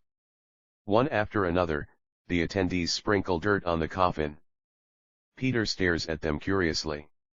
Christine and Nikki approach the grave. Peter is surprised. Peter, why did you come here? Christine and Nikki don't respond to Peter, but then Nikki glares at Christine. Nikki, you can never win. Overwhelmed by Nikki's hostility, Christine hurries away. Peter follows her in a hurry. EXT chairperson's room in headquarters building 7071. Dr. Preston is about to finish filing the certificate through the computer. Angle on the computer, death certificate name, Jeff Jones, submitted by Dr. Bill Preston. Dr. Preston stands from the chair and stretches himself. Whew. Preston EXT Olympus. Hades looks up and shouts. Hades, Zeus, what you did is useless. My favorite human didn't abandon reason. You are powerless in the human world. If you have an objection, challenge me in the human world. Zeus, OS, you still persist in your opinion? Okay, younger brother, I will accept your challenge just once. Aphrodite, well, I got an idea. My pearl fell into the fountain, which happens to be the entrance to the human world. Whoever brings it back from the human world should be the winner. Poseidon, OS, let me play the game too. After all, the pearl necklace was the gift from the three of us. Zeus, OS, Hades, as you do, I will take a human form too. 7172 Poseidon, OS, I hate taking a human form. But the pearl is mine. I'll go down there and take it back for sure. Zeus, OS, well, Poseidon, open the entrance. Poseidon, OS, haha. Perhaps it's the last time for you to give me a command as our ruler. The fountain water starts whirling, and just as a huge column of water rises, Eros appears. Chased by Athena, he flies toward the column. Athena's spear flies by Eros and Eros is caught in the column. Eros. Aphrodite. Athena, to Aphrodite, what is this column of water? Did Poseidon do something? Aphrodite. Zeus, Hades, and Poseidon jumped into the human world. Why? Athena. Aphrodite to compete against each other. Athena laughs scornfully. Athena, everything is competition for men. But it won't be what they are hoping to be. Aphrodite. 7273 You are wise. Please tell me what's on your mind. Athena. They don't know how time and space work in the human world. Aphrodite. What happens to them? Athena. I don't know. Men don't know how to form friendships like us. They can't play games like us women, either. Aphrodite. What happens to Eros? Athena's expression changes. She gets defiant. Athena. Ha! What do I know? Do not think that you can ever beat me. Athena leaves. Aphrodite sadly looks into the fountain where the water calms down. Int. Living room of Peter's house, night. Peter and Christine sit on the sofa. He talks with her, frustrated. Peter, you want to stay here? Are you out of your mind? Christine, forget about me, please. Peter, absolutely not. I can't let you stay here. You should leave with me. You must see a doctor in the city. Christine keeps silent, looking sad. 7374 EXT River in undeveloped land, evening. Fox sits at the riverside and throws a stone in the river. Andrea stands by him and talks to him. Andrea, the houses are now occupied by those who decided to stay. Fox, well, that means we've got a community with 23 households now, I guess. Andrea, the company executives except Peter are all gone. Fox, but I didn't think Mrs. Gray and Nikki would stay here. Are you staying for Mrs. Gray? Andrea, I owe a great deal to Mr. and Mrs. Gray. Fox, because they took care of you when you were in Guatemala. Because they took care of you when you were in Mexico. The company had sent Peter Andrea. there before he came here, Yes. right? I Andrea, lost my yes. husband to the drug war when I was still lost my young. husband to the Civil War when I was still young. Fox, Peter's been taking care of you for 10 years already now, but you gave up your dream of becoming a writer? Andrea, I read Mr. Jones's work and changed my mind. 7475 Fox, do you think you value ethics and moral codes more than anything else? Like me? Andrea, yes, I think so. Fox, well, no matter what, Peter must talk to Christine, and make a decision. Int. Office in headquarters building, morning. Peter uses his computer. Nikki enters. She has an intense look on her face. Nikki, you are still here. Leave Christine, and leave the land. Peter corners her. Peter, did you tell something to Christine? Are you the one who persuaded her to stay? Nikki doesn't answer. Peter keeps talking, getting furious. Peter, Conti, you know what Wolf is planning to do? He is going to force Jeff's lifestyle on you guys. Your meal will be ordered online, and all the entertainment products will be taken away. Can you stand that? Miss Nikki, ha? You know nothing. Mind your business and leave us alone. You haven't even read Jeff's work. Peter 75-76 No, and I don't know what the hell you guys are trying to achieve, either. But I will let Christine leave this place, no matter what. Nikki leaves laughing loudly. EXT Olympus Forest. Thanatos plops down on the ground and leans against a tree trunk, as Athena presses the edge of her sword against his neck. Athena, accept my order. You must go to the human world and join the 3 human beings. Thanatos, where is Zeus? 2 of the 3 human beings are Aphrodite's favorites. Did you get the Zeus's permission? Athena, the 3 brothers will receive punishment from their father whom they betrayed. They are now bound by time. You should go there before they reach the human world. Thanatos, I can't betray Zeus. Athena, you bastard. Athena raises her sword, furious. Thanatos, please stop it. I shall obey your order. Athena puts her sword in the sheath with a grin. EXT Olympus Fountain 76-77 Athena approaches Aphrodite and talks to her. Athena, the game is already over. Thanatos will bring death to Christine and Jeff's son, and Peter. I thought I should add some chaos to our game for fun, but I changed my mind. Your favorites are dead now. Aphrodite looks down sadly. Athena is triumphant. Athena, Conti, affection has no power. Your affection toward them couldn't even protect them from what Thanatos would bring to them. EXT Space Eros flies as a constellation. Thanatos walks also as a constellation. Eros's constellation is bigger than Thanatos's. Thanatos looks at Eros, surprised. Thanatos, Eros, why are you here? Eros prepares to shoot an arrow. Thanatos starts running, but Eros's arrow sticks in Thanatos's foot, though Thanatos continues running, limping. Eros cheers in joy. Int. Bedroom of Peter's house. Morning. Christine and Peter sleep in bed. She wakes up as if something startled her. Then she sadly stares at Peter. EXT Olympus. Athena looks into the fountain and curses. Athena, Eros, that brat. Aphrodite, who did your favorite let escape? Aphrodite 77-78 No, Peter is now in misery and I'll take the responsibility. I'll give up Christine. Athena, that's good. Now the next stage of our game begins. Int. Waiting room in front of delivery room in headquarters building. 6 months later, stormy night. It's a modern waiting room. Fox and Jaguar sit on the sofa. Fox wears a white surgical robe. Jaguar, is natural childbirth safe? Can Doug take care of it alone? You'll join him if he needs help? Fox, yes, and I've done it many times. Jaguar, who is the father of Andrea's baby? Fox, probably her husband who died in Guatemala. Jaguar, her husband's child? No. Fox, she is surprised herself. But she is very happy, though your wife doesn't happy at all. Jaguar, I don't worry about it much. The door opens and Doug shouts. He wears a white robe, too. Doug, Fox, Christine isn't doing well. 78-79 Fox leaves in a hurry. Int.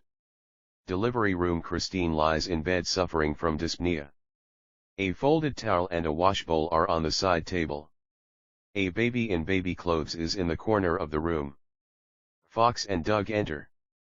Doug, can't D, there was a little bleeding and it was an easy delivery but. Fox, she's suffering from pulmonary thromboembolism. Doug, keep her respiratory tract open. Doug removes her pillow and hangs her head down from the edge of the bed. Fox gives her a heart massage. 5 minutes pass, and he stops it. Fox, can't D, it's too late. We can't save her with what we have. Doug stands by Fox with the baby in his arms. Doug, Fox, look at this. Doug exposes the baby's chest. There is a bruise on it. Fox is surprised. Fox puts the pillow back under her head. Christine is breathing hard. Fox shouts into her ear. Fox, we can't save you.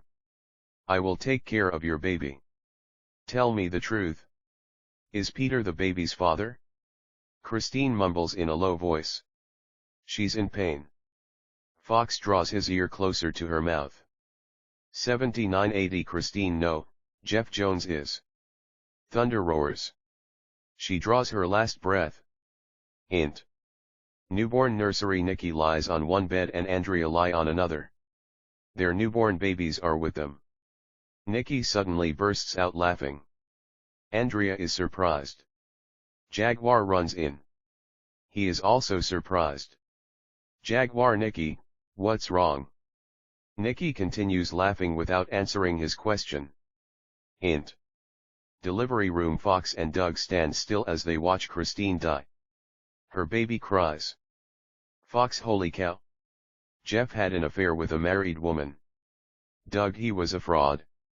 We were deceived. Fox, Doug, we must leave this land. Anyway, we must report it to Wolf. Int. Office in headquarters building. 2 hours later, Wolf, Fox, and Doug sit around the round table. Wolf, the child must be Jeff's. Fox, yes, Jeff had the disease and he passed it on to the baby. That's why he got the bruise. 8081 Wolf, that's great. Fox, great? It means he's got neurofibromatosis. It's an intractable disease. Wolf, neurofibro, what? Fox, it's a genetically inherited disorder and it will cause deformation of bones, and decline of learning ability. You must transfer him to the hospital in the city.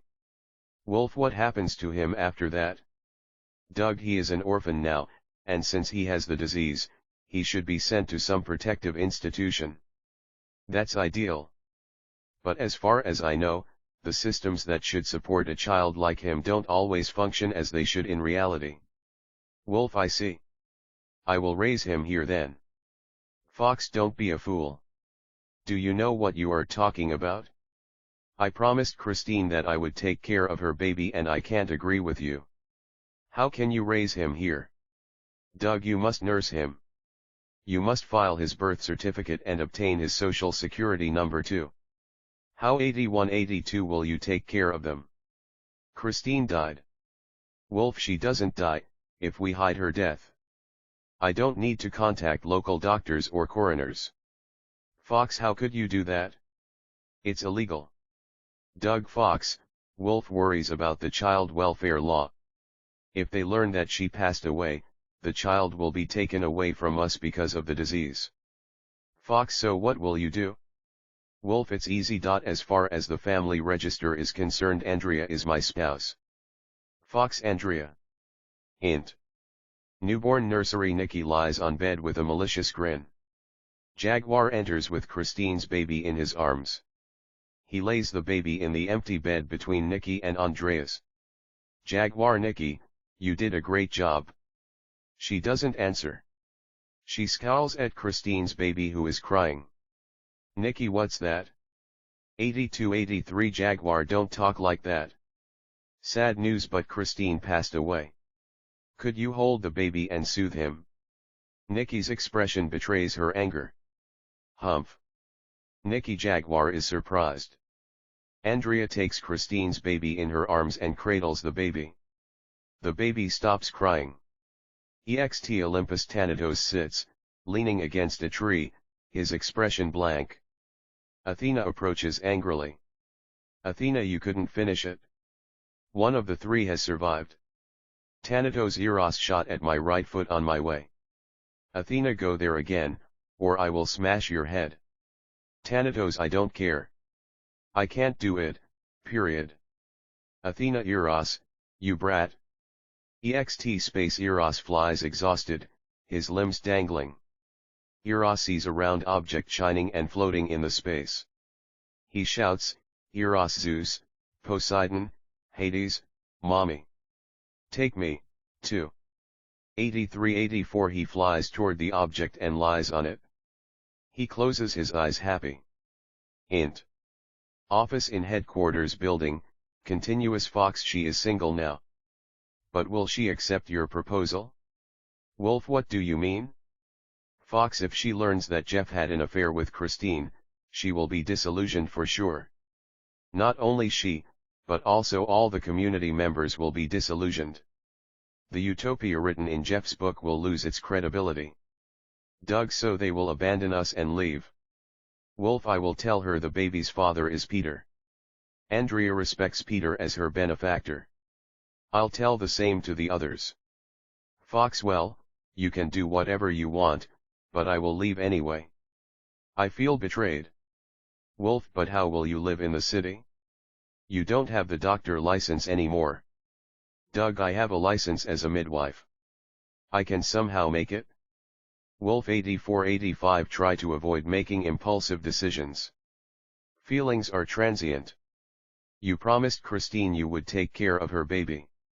And your specialty is genomics. The baby needs you. Why don't you just work here? Fox keeps silent for a while. Fox, all right.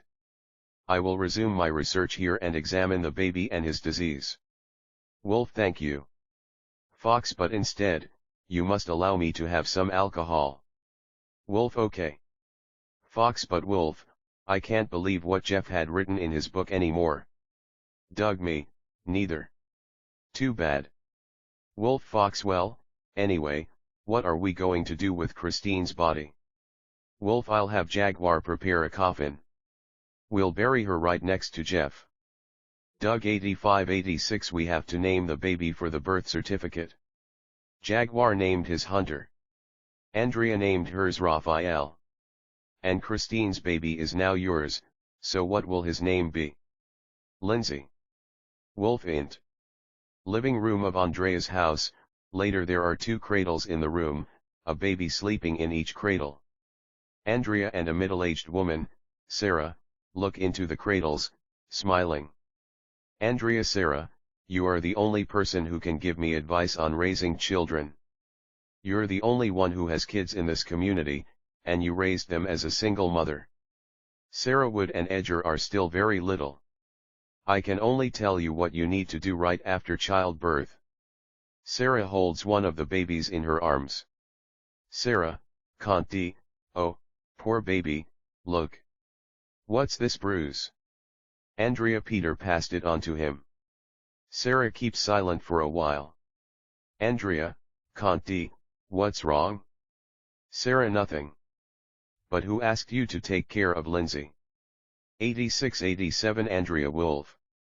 He read Christine's will and she entrusted the baby to him, it seems. Sarah, well, I bet they cry a lot at night, bothering you. Andrea, I don't mind it. I can devote my time entirely to the babies. We don't need to work here, you know. Sarah lays the baby in the cradle. Sarah, please take care of yourself, Andrea. Andrea, thank you. Int. Dining room of Wolf's house, night. 2 infants are having dinner. There are opened canned foods on the table. In the living room, which is right next to the dining room, Sarah sits on the sofa. She looks at the children with a cold expression. Sarah, Wood, Edgar, is it delicious? They don't answer. They continue enjoying their food. Sarah scoffs. Wolf walks to the living room. Wolf, they don't know enough words to speak to us. You didn't teach them how to read and write at all? Sarah, 87-88 As I told you on the phone, I said goodbye to them already and it's not my business to worry about it. Wolf approaches the closet, unlocks it and picks up a big book with gold spine. He opens the book and takes out a bookmark, which is made of gold. Wolf, this should be worth $500,000, and it's the compensation, so to speak. She receives it. Sarah, you are generous. You accept Jeff's love child Lindsay, and now you say you'll take care of Wood and Edgar. Wolf sits on the sofa and puts the book on the table. Sarah, Conti, you still have faith in his book, it seems, but it was written by a man who broke the moral codes he preached on. What he wrote about morality is a lie. Wolf, and you? You are ready to abandon your children, while you demand loads of money for it. And you say you are shocked? Sarah, well, it was a reaction to his betrayal. He destroyed what I believed. The self-sufficient community with people who are content with themselves, it's all an illusion. Wolf 8889, and you think you are ready to live in the city where materialism controls every aspect of life? You think you'll be able to give up your motherly love completely? Sarah, men don't understand it. You told me to leave my children here, and sure, why not, especially when you are offering me money for it. Maybe only women can understand it, but I can't stand staying here anymore. I can't stay and follow what Jeff wrote in his book anymore. And you? What are you going to do with my kids? Wolf, well, I was planning to turn this place into a utopia, but I got Lindsay now. I must take care of him. In the future, when it's ready, I want to let Wood and Edgar tutor Lindsay. Don't worry. I'll educate Wood and Edgar enough for the task. Sarah, I don't care. Just don't let my kids visit me. I don't think I can stand it, either. Wolf, ha? You are naive in a sense, and so is Fox. I've seen a lot, and survived through a lot. What Jeff did was a mistake, but it's not grave enough to damage the validity of his book. Sarah, whatever you say. It has nothing to do with me anymore. Wolf takes out a piece of paper and a pen from his pocket. 8990 Wolf, you should write a note to Andrea. Write that you are moving because you can't forget what the city can offer you. I'll show it to her. Sarah, oh, she is pathetic. She knows nothing. Sarah writes the note and stands. Wolf, the delivery truck will arrive here tomorrow morning. You get on it, and leave. Sarah, bye-bye, Wolf. EXT Riverside of undeveloped land, 6 years later evening, a medium-sized boat moored at the riverbank. Fox on the boat starts the engine, and takes out a small liquor bottle from his pocket. He takes a swig from the bottle. The boat crosses the wide river toward the opposite bank where the forest spreads. EXT forest. Fox walks through a straight path in the dense forest. He approaches the open space in front of a hut. A couple of dogs spot him and bark at him. In the open space, Jaguar sits on a wooden chair, smoking a cigarette. A big wooden table is in front of him, and a lot of empty cans and tableware lie on the table. Fox, how are you doing with the land clearing? Any progress? Jaguar 9091, yes. But did you say you have something for me? Fox puts a parcel on the table. Fox, it's teaching materials for Hunter. They want us to start so-called compulsory education, it seems. Jaguar, let's get inside. They enter the hut. Int. Hut with dirt floor. There are only a table, chairs, and 3 beds, all made of wood. Various handcrafts hang on the wall. Fox looks around. Fox, Nikki still make those? Jaguar, yeah, and she made a strange pipe recently. Dogs respond to it whenever she blows it. Fox, that must be a dog whistle. Does she often take Hunter to the forest? Jaguar, yes. She made a wooden bow and arrows, and she takes them with her whenever they go to the forest. Fox, wolves roam around in the forest. Isn't she afraid of them? Jaguar, not at all. She even hunts and kills them, turning them into her fur coats. 9192 EXT somewhere in the forest, Hunter sobs with a small knife in his hand. Nikki scowls at him. A big wolf's body lies near them with an arrow stuck in its body. A small wolf stands by the big one, whimpering sadly. Nikki kill the little one too, now. Hunter no. It's cruel. She slaps him hard. Nikki listen to me carefully. Lindsay is your enemy. He is loved and that's who he is. But you'll be feared. And that'll help you defeat him. Hunter keeps sobbing. She gets irritated. She grabs his hand and makes him stab the small wolf with the knife. The small wolf yelps and the sound echoes through the forest. Then the small wolf dies too. Nikki, Conti, good job. Just remember how you felt. That's the taste of victory. Hunter continues sobbing quietly. Int. Hut with dirt floor, continuous. There is a lantern in every corner of the hut. Jaguar lights them one by one. Fox lantern, it reminds me of our old days. But hey, you're the one who's got the short end of the stick after all. Why? Jaguar 9293 Fox, you live away from the rest, so you don't have access to our basic infrastructure. You are in charge of developing farmland too.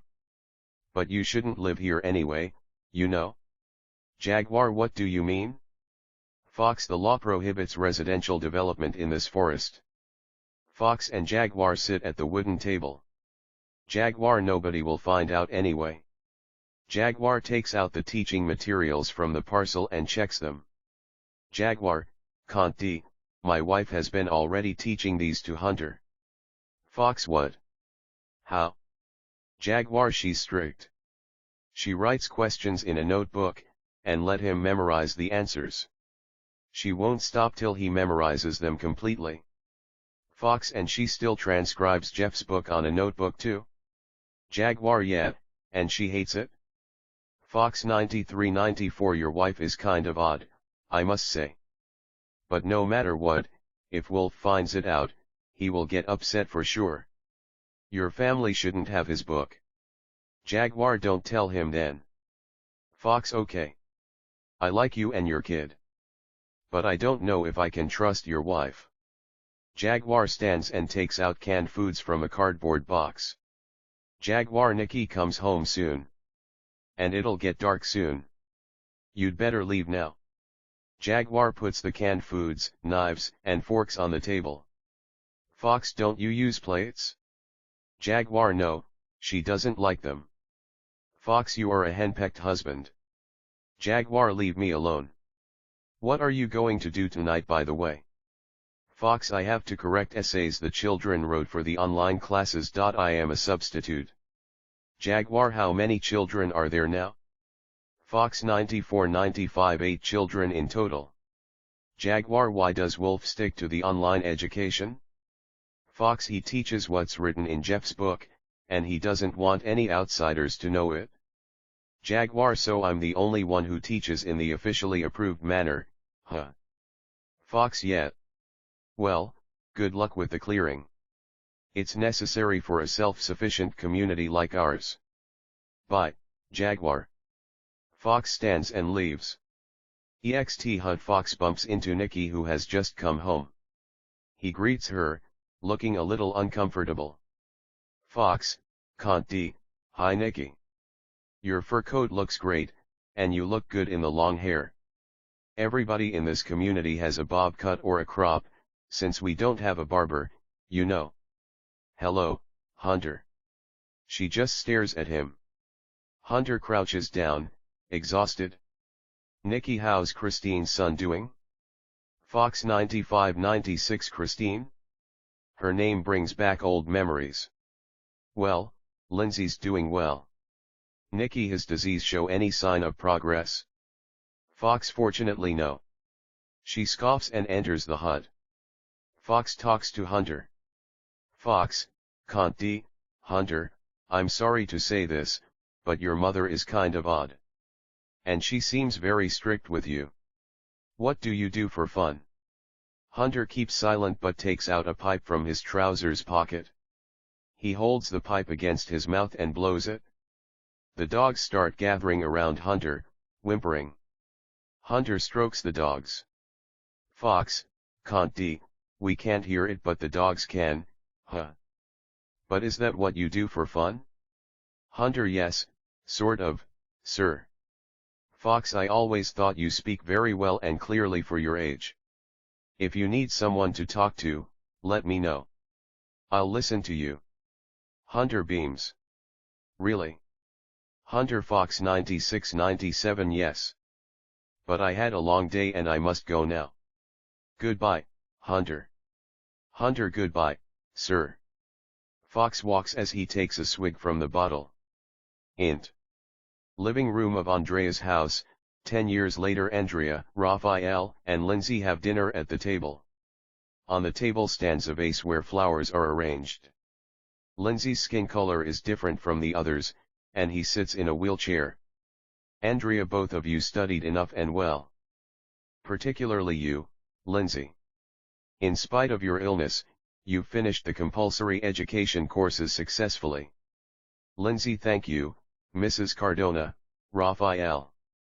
Thank you for taking care of someone like me. Raphael. Lindsay, don't talk like that. The intercom rings. Andrea stands and answers it. Andrea. Hello, Mr. Morgan. What would you like to talk about? You brought Edgar, too. Please, come in. Wolf and Edgar enter. Wolf. Andrea, can we talk in another room? Andrea leads them out of the room. Int.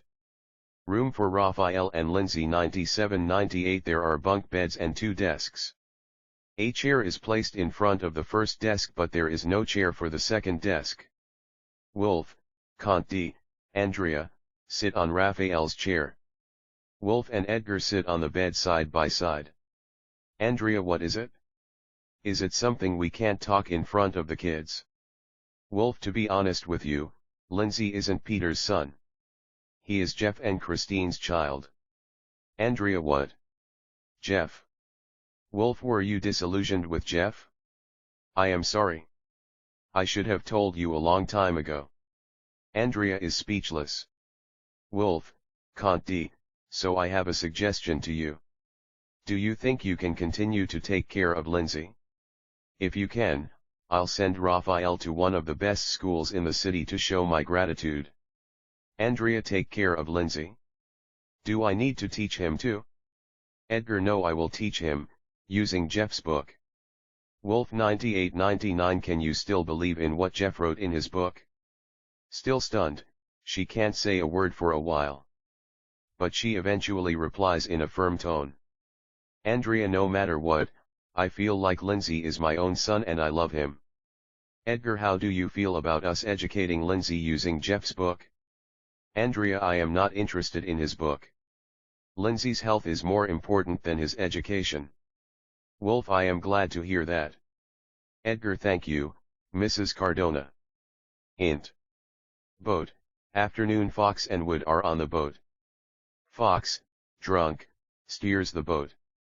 Fox. Wood, you don't need to help Jaguar farm. You are a good woodworker. You made the excellent carriage. Wood. Jaguar is my boss. He taught me everything about woodwork. I can't refuse his request. Fox. Wolf is stingy anyway. If he buys a tractor, Jaguar doesn't need your help. Wood. Don't badmouth him. 99-100. Fox. What are you afraid of? You're different than Edgar, you are a fool. Ext. Jaguar's hut. Hunter comes out of the hut and sees Fox and Wood approach. Hunter. Good afternoon, sir, and my stupid friend Wood. Did you come here to help my father? Wood. You shouldn't speak to adults like that. Hunter. Please take care of my mother, sir. Hunter and Fox enter the hut. Wood walks to the back of the hut. Ext. Back of the hut in the field, which isn't very big, Jaguar is pulling potatoes out of the ground. Wood approaches him. Wood. 20 households don't sound too big, but still it's a lot of work to feed them, Jaguar. Jaguar. Keep your mouth shut and just help me. They work silently. Wood remains crouched but stretches his back. Wood. Jaguar, what's wrong with your wife? 101. Jaguar keeps pulling potatoes as he answers. Jaguar. I don't know. Nikki was in bed when she heard that your brother was going to be Lindsay's tutor. Wood. Did it upset her? That's why she fainted? Jaguar Fox will come here today and he should be able to tell us how she's doing. Would he's already here. Hint. Jaguar's hut with dirt floor. Nikki lies in bed unconscious. Fox takes her pulse. He talks to Hunter. Fox, your mother's pulse gets weaker every day. She only has 2-3 days to live, I must say. Hunter, are you ready to accept her death? Hunter, yes, I'm ready. As you said, human beings are animals after all. Our lives will end sooner or later, though it's disappointing. Fox, I should talk to Jaguar. Fox leaves the hut. Then Nikki opens her eyes. Hunter is surprised. She starts talking to Hunter, her eyes fixed in the air. Nikki 101-102, listen to me carefully. You must become wiser and more knowledgeable than Christine's son. So you must leave here. There is nothing you can learn here now. Fox, Jaguar, and Wood with a lot of wild flowers in their hands enter. Nikki closes her eyes. Jaguar and Wood put the flowers by her pillow. Jaguar, Nikki, you endured such harsh environments so well. Now sleep peacefully in the smell of the flowers. Suddenly, Nix opens her eyes and sits up. She grabs the flowers in both hands, and yells. Nikki, Aphrodite, you bastard, why do you need to remind me of your existence at the very end of my life here? Hunter, Jaguar, and Wood are all surprised. Nikki collapses on bed and dies with her face down. Fox takes her pulse. Fox, it was mental derangement before death. She passed away. EXT Forest, 6 years later, evening. Fox and Doug walk through the rough road. Doug carries a rifle on his shoulder. A wagon carrying wood piles passes by. A young man and a girl sit on the driver's seat. Doug, that's Wood and his daughter Peanuts. Fox looks up at the sky. A mysterious spherical object flies down, sparkling, as it slowly moves toward the direction in which the wagon has disappeared. Then neighs of the horses come from the direction. 102-103 Fox, Doug, let's go. They start running. EXT accident spot in the forest. Wood shakes a man who lies on the ground. The round object, which is about 40 inches in diameter, continues sparkling. Eros, who sits on a nearby tree branch, jumps onto Peanuts. Wood keeps shaking the man and shouts. Wood, Edgar! Edgar! Fox and Doug arrive. They see the object and are surprised. Doug, Fox, is that a meteorite or what? Fox, try and shoot it. Doug shoots it and one liquid shoots up from the object. The object stops sparkling and turns into stone. Fox picks up the stone from the ground and studies it. And then he puts it in the pocket of his jacket. He approaches Edgar and examines him. Wood stands by him, still in shock. Wood, it isn't my fault. The strange light startled the horses. Fox, Edgar often comes here to write his poems. Well, he doesn't seem injured. Wood, he isn't dead? Fox, he must have fainted. We should wait for 5 minutes. 103-104 Wood holds his head in his hands and crouches down. He sees Peanuts, who is staring at him in a strange way. Wood, Peanuts, why do you look at me like that? I didn't mean to hurt him. Come here. Wood stands and approaches her, but Peanuts takes a step away from him. Wood grabs her arm, but she struggles violently. She kicks his shin. While he crouches down in pain, Peanuts runs away. Wood stands and chases after her, limping. Fox looks at his watch. Angle on his watch, the watch hands are spinning around. Fox, Doug, look at this. Doug looks at Fox's watch. Doug, what's this? Fox takes out the stone from his pocket and brings it close to his watch. Angle on his watch, the watch hands start spinning at a tremendous speed. Fox, the stone must be releasing some kind of radiation. Fox puts back the stone into his pocket and examines Edgar's body once again. 104-105 Doug, how is he? Fox, strange, but Edgar passed away. Maybe he hit his head when he fell on the ground. Wood comes back. Fox, can't d, oh, it's terrible. You killed Edgar. He died. Wood, I didn't kill him. Fox, he died because you shook him hard. Oh, no. Wood, Doug, children can tell. They are innocent and pure. Peanuts could sense what you've done to him, and ran away, frightened. Wood is very depressed. Wood, I see. I'll report it to Wolf. Fox, it's not necessary. Wood, what? Edgar is Lindsay's tutor. If he disappears, Wolf will look for him everywhere. He will eventually come to see me. Fox, and he will take Peanuts away from you if he finds out what happened.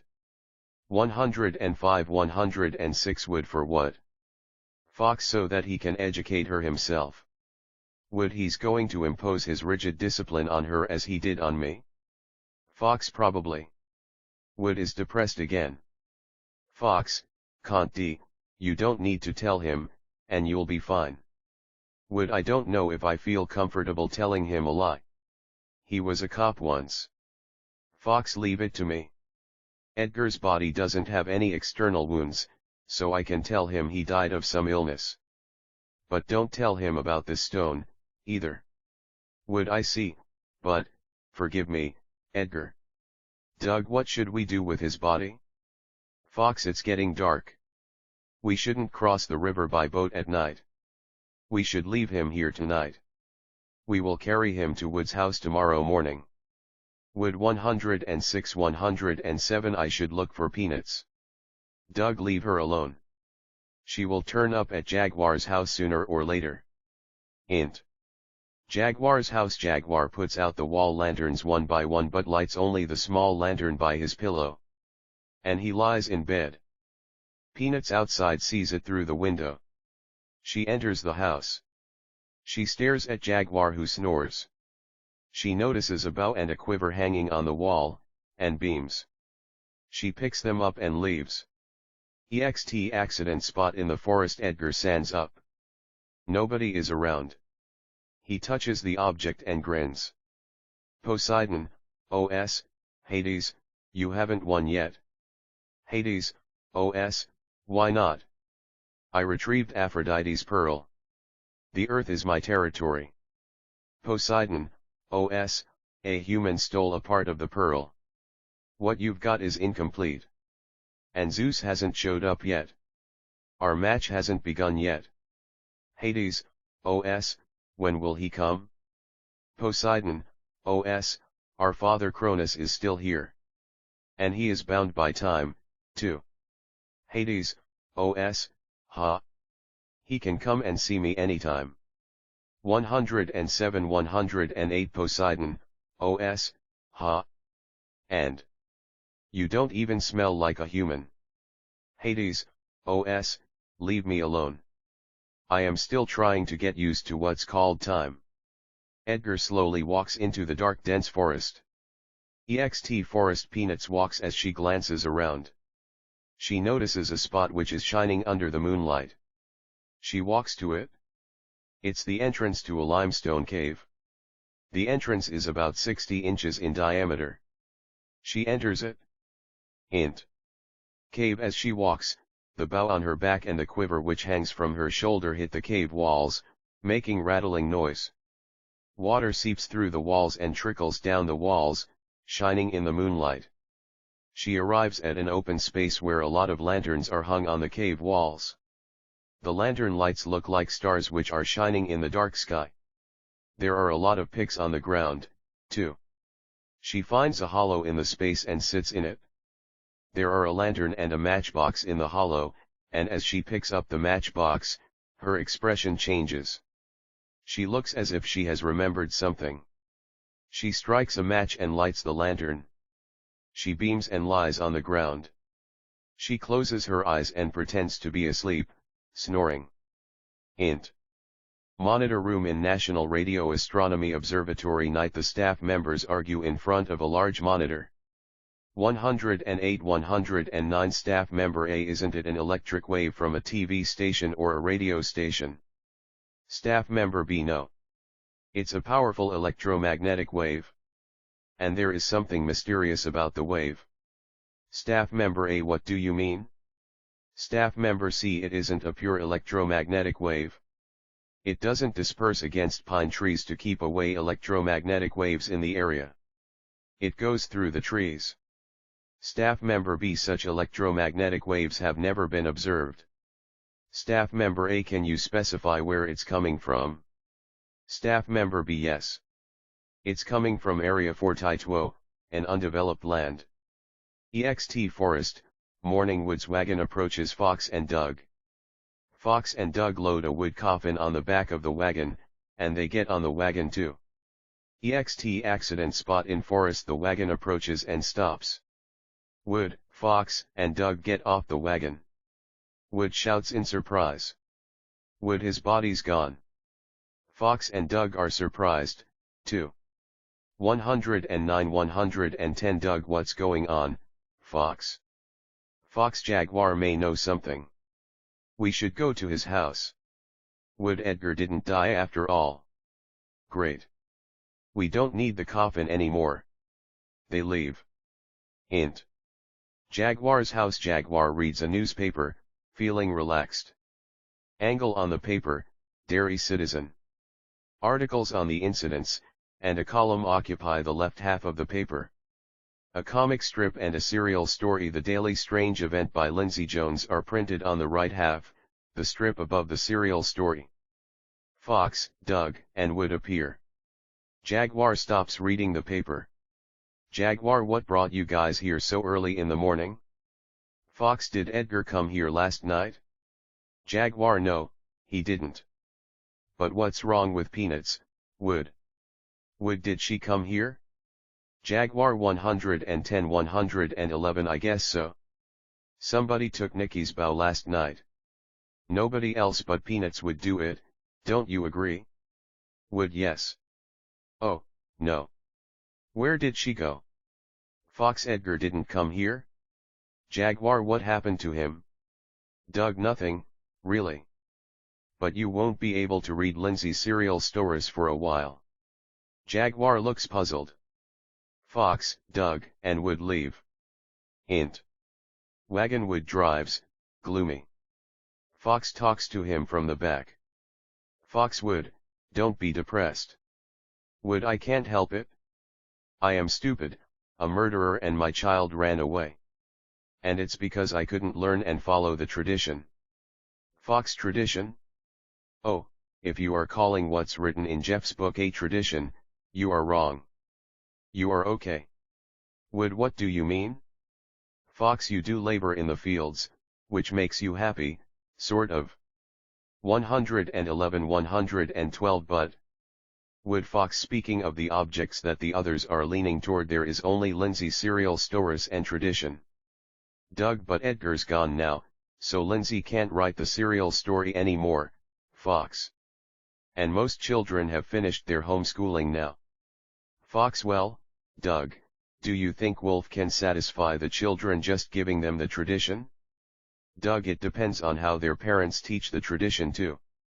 Fox: well, anyway, your question will be all answered soon, Wood. Wood: I don't understand anything anymore. But I know I must find Peanuts. Fox: Doug, I'll look for her in the forest after giving you guys a ride. Wood whips the horses. 112 Title: an original screenplay by Your Name Here, your address, city, state, zip, phone, email, ext. Undeveloped areas, afternoon 113. A helicopter with the logo of the National Astronomical Observatory is hovering above the land that Wolf owns but where only Jaguar now lives. Int. In the helicopter, two staff are discussing a mysterious electromagnetic wave detected in the observatory. The two are looking at the screen of the electromagnetic wave observation monitor installed in the aircraft. Employee A: looks like 343 Hz. Employee B: it has decreased a lot. Was it 343 MHz? What is there? Employee A: we just have to check it today. Where is the gauge meter? Employee B: it's ready. Ext. Undeveloped areas, afternoon. The helicopter lands and the two get off. Each has a gauge meter in hand. A raises his arms while looking at the gauge meter and points his finger. Employee A, it's over there. The two keep moving in the bushes. They stand in a plain where the trees are knocked down. There is a spherical stone about 1 meter in diameter. B looks at his gauge meter. Employee B, this is it? They touch the stone and measure it. Employee A, this can be taken home. Bring a dolly. B returns to the helicopter and A pushes the stone several times. It starts to rain. Then the stone begins to shine. Employee A, who was touching it, becomes unconscious. Employee B returns while pushing a dolly. He is surprised at the sight but picks up A who fell down. 114 Employee B, please be firm. A opens his eyes and looks around at B. Employee A, what is this place? Who are you? Employee B gets scared and hurriedly returns to the helicopter with A on the dolly, who fainted again.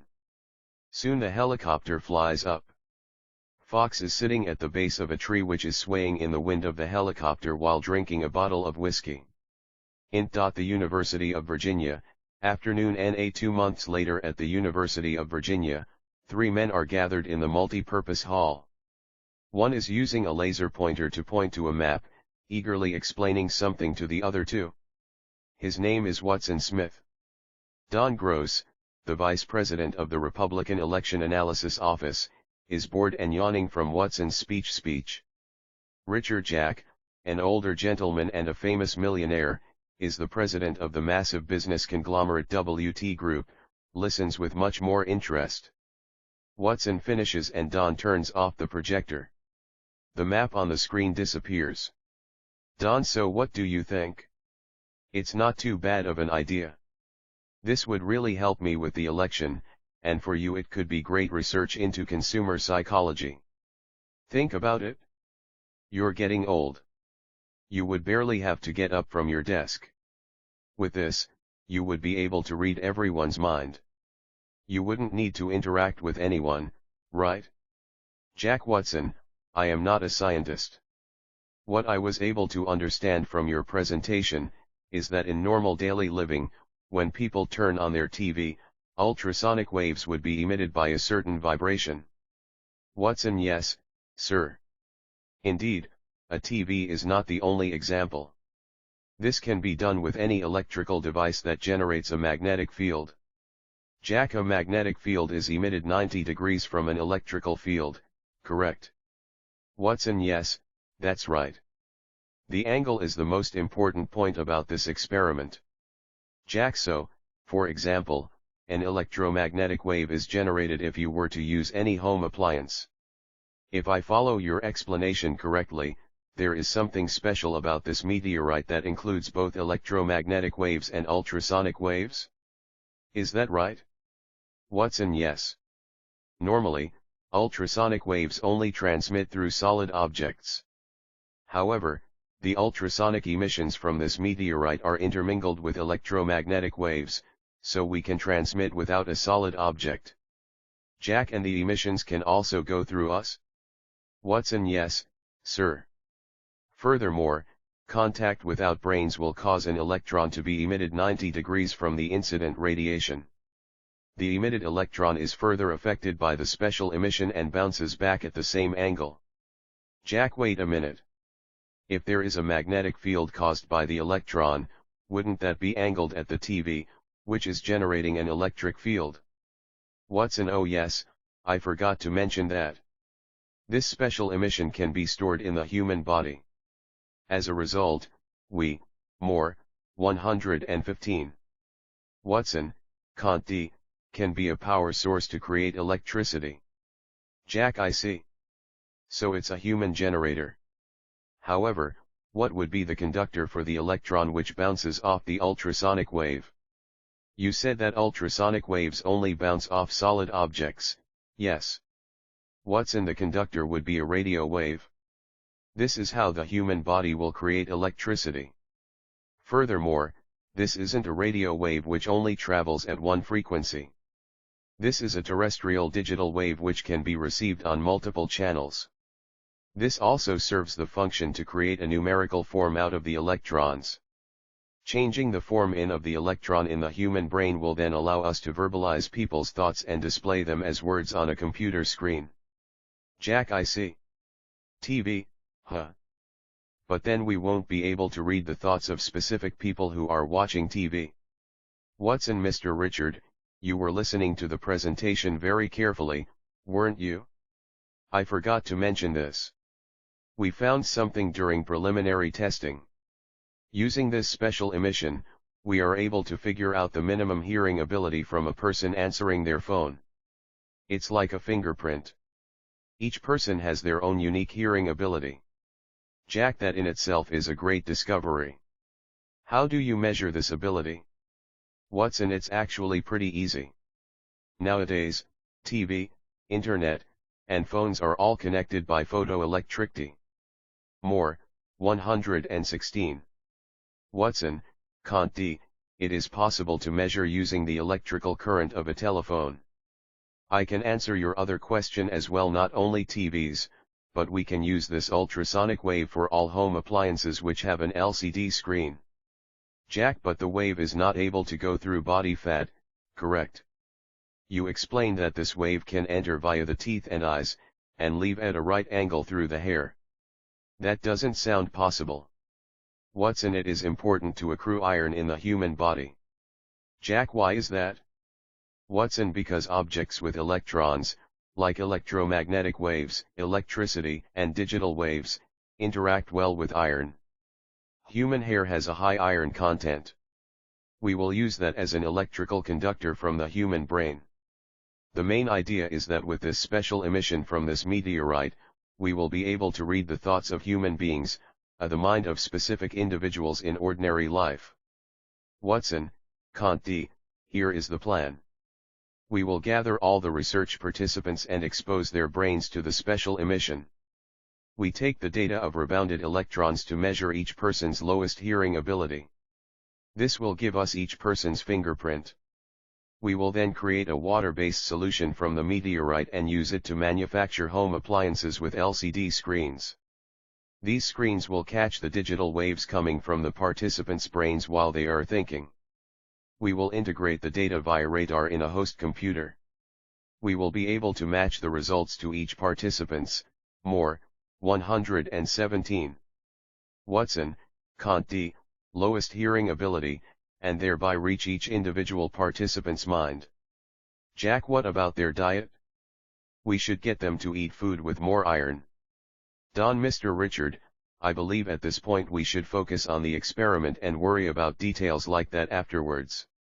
Will you be a sponsor for the experiment?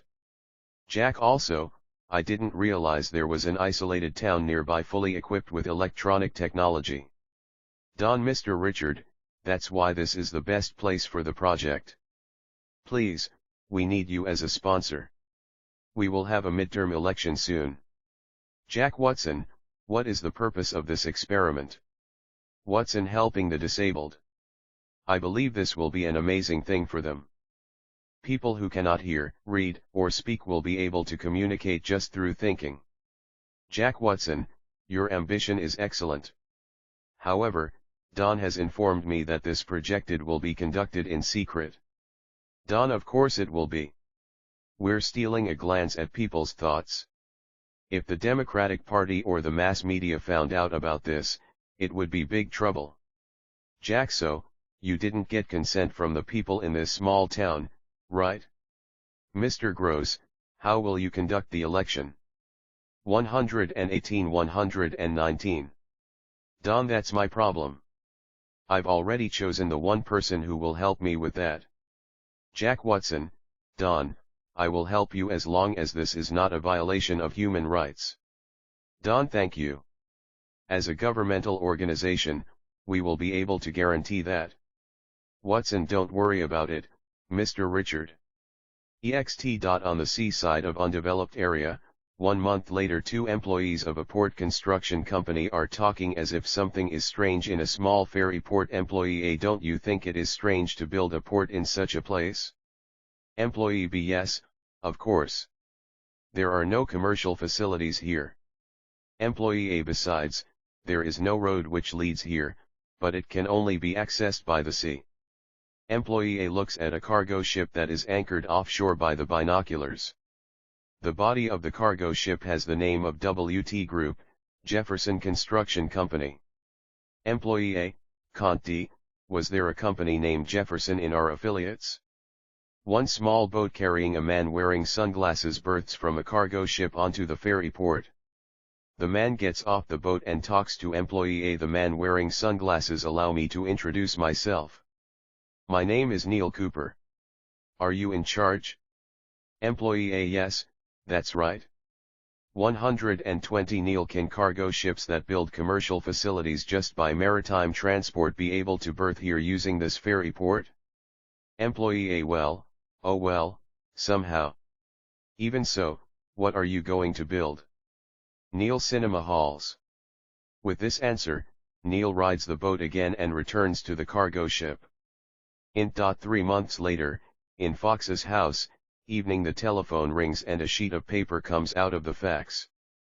Fax contents: we know your past. If you want to recover your past mistakes, walk towards the sea. The landmark is a single antenna. There is a black building there. There, we would like to make a proposal that will benefit you. When Fox reads it, it takes out the example stone from the pocket and looks at it again. Undeveloped area, in the forest, evening. After a while, Fox walks aiming at the antenna in the dense forest. He takes out a stone from the pocket and brings it closer to his wristwatch.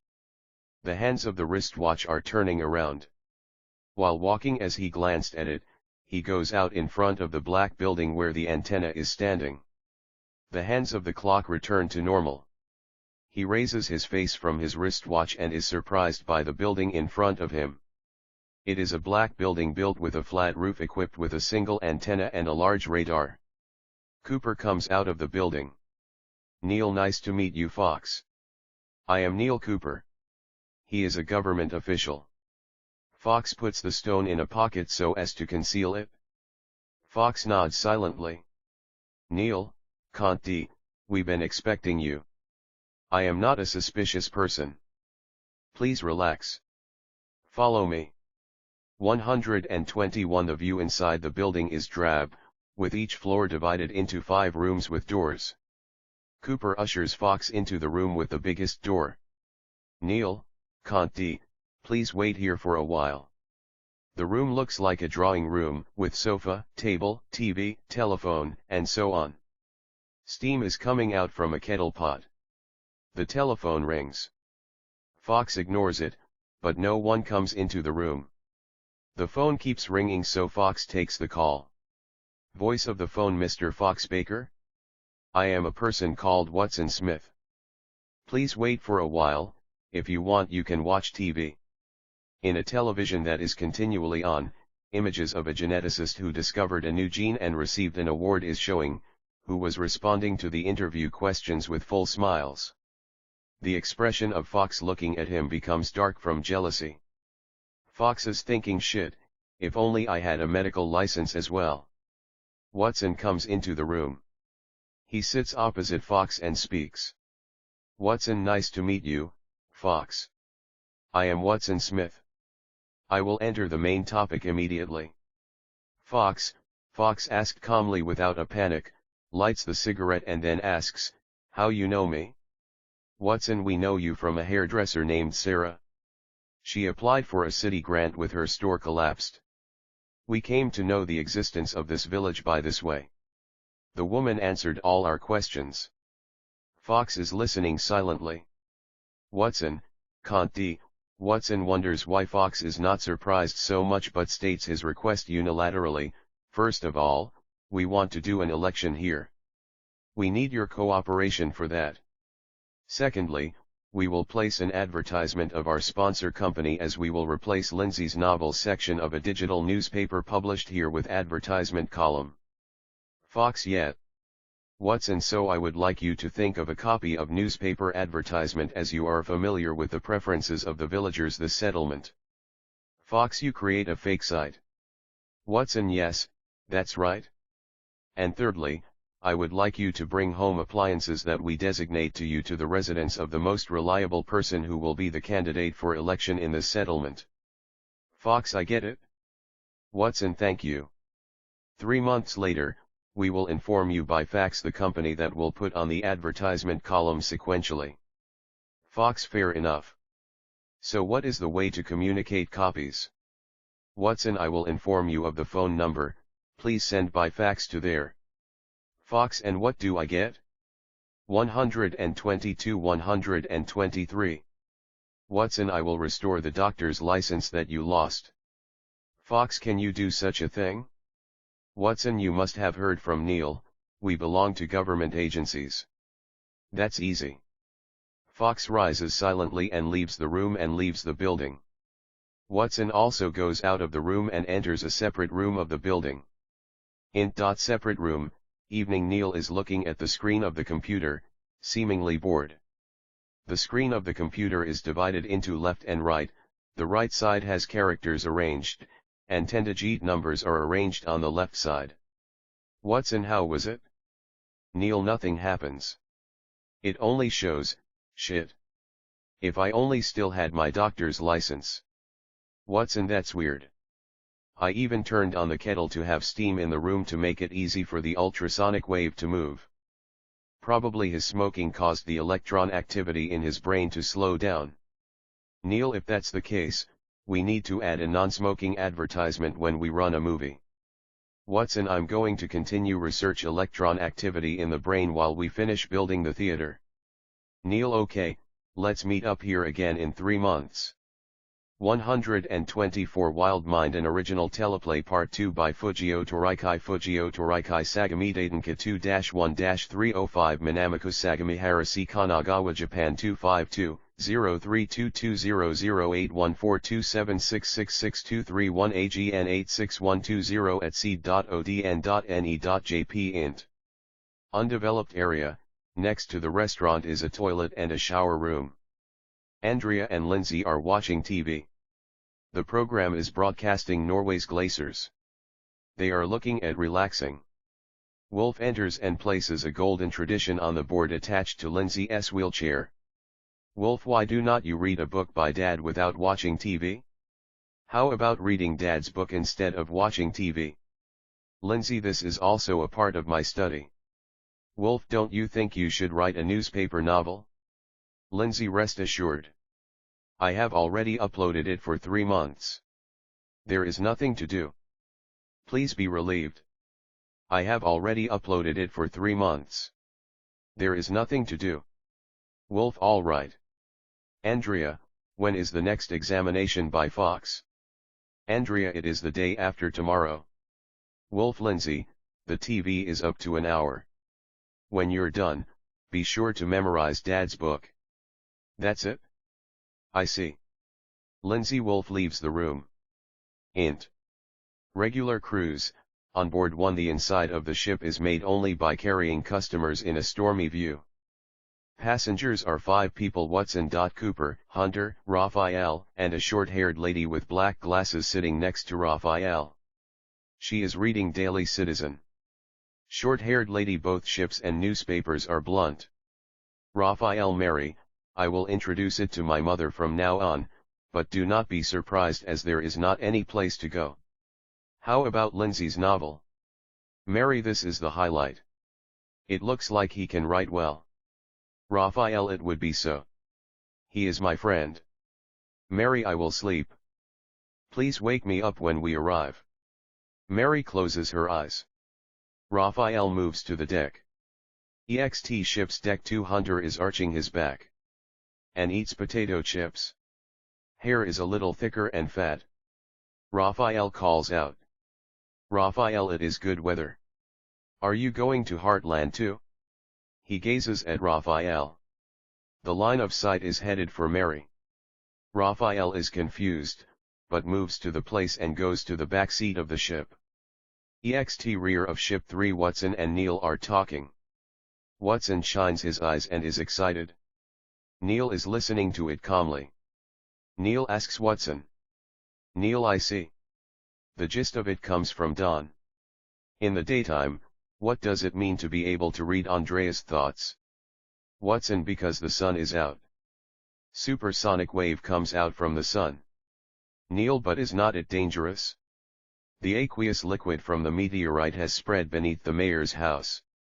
Could it be expanding, by any chance? Watson, applying electricity day and night. This will prevent inflation. Neil, does Andrea said that becoming the new town mayor lose memory?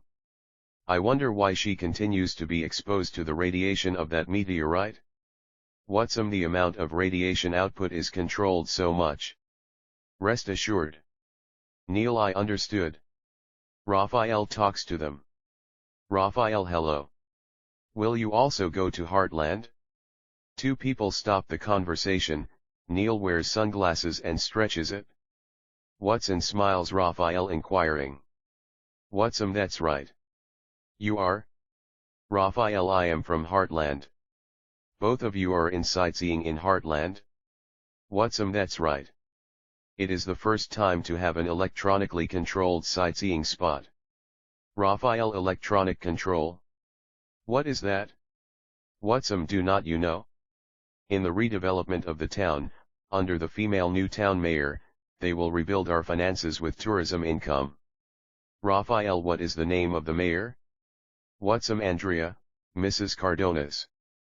Raphael is surprised. Raphael, that is my mother. Neil removes the sunglasses and looks straight at Raphael with Watson. Watson, pardon me, but might you be of Spanish descent? Raphael, she is a foster mother. Watson, I see. So are you cheering for the election? Raphael, election? Neil, it is re-election. What is your name? Raphael, it's Cardona. Watson, so we hope to win. Raphael leaves that place with a confused face and talks to Mary. Raphael, did you hear that? It looks like the town changed over the past 15 years. Mary, I will meet the mayor. The ship arrives at the chilly harbor. The number of tourists is small. Hunter is gazing at Mary as eating crisp potato chips as usual. Int. Black's house, undeveloped area, night for Watson. Neil, Fox is sitting in the previous room. Fox is smoking a cigarette. Watson talks to Fox. Watson, this is the household electrical appliances I mentioned before. It is a refrigerator. There is a medium-size refrigerator beside the table. Fox glances at the refrigerator. Fox, what on earth is this? Neil, that's a secret. You only need to bring this to Cardona's room. Fox, all right. So what about doctor's license? Neil, I arrange it. As soon as our experiment is over and you leave the town, we will issue it soon. Fox, I understood. And Watson, who is good as an election candidate? Fox, I have a brother. Put him out. Neil, can you speak Wolf? Fox, ah. Watson, so, quickly. Two middle-aged men who put on sunglasses of a good shape come into the room. One person gives paper to Fox without saying silent. Neil, they carry. That is the contact. Fox slowly puts paper in his pocket. Watson, your mission is now over. Neil, I'd like to ask, but what kind of person is Raphael just whom the ship met with? Fox, a cheek, especially a young man like this. Watson, then, thank you. Fox rises slowly and leaves the room. In Wolf's room, 5 years ago early evening. 5 Wolf is relaxing and reading tradition. The telephone rings. Wolf is surprised, but calm down to pick up the receiver. Telephone voice, are you M.R. Morgan? I am a character of Charlottesville, Virginia, and is a person named Walter.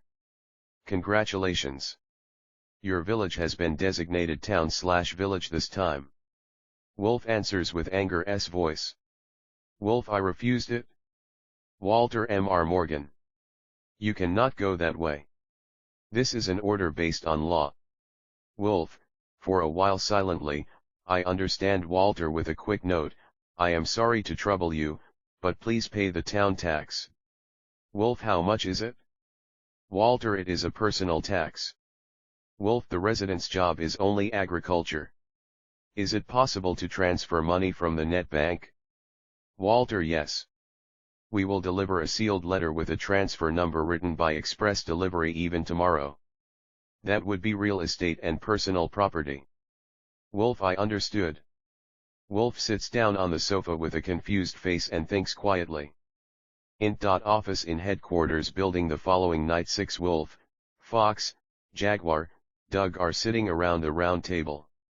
Fox: what is it, an emergency meeting?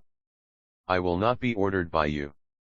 Wolf: fall, Fox, this is my order, keeping the vault in the village. Jaguar: how is the crops harvest situation? Jaguar: it is a bad work this year. Besides, stockpiles of potatoes are likely to bottom out soon. Wolf: how long will we have food to hand out to the inhabitants of the village? Jaguar: right, I have it for about 3 months.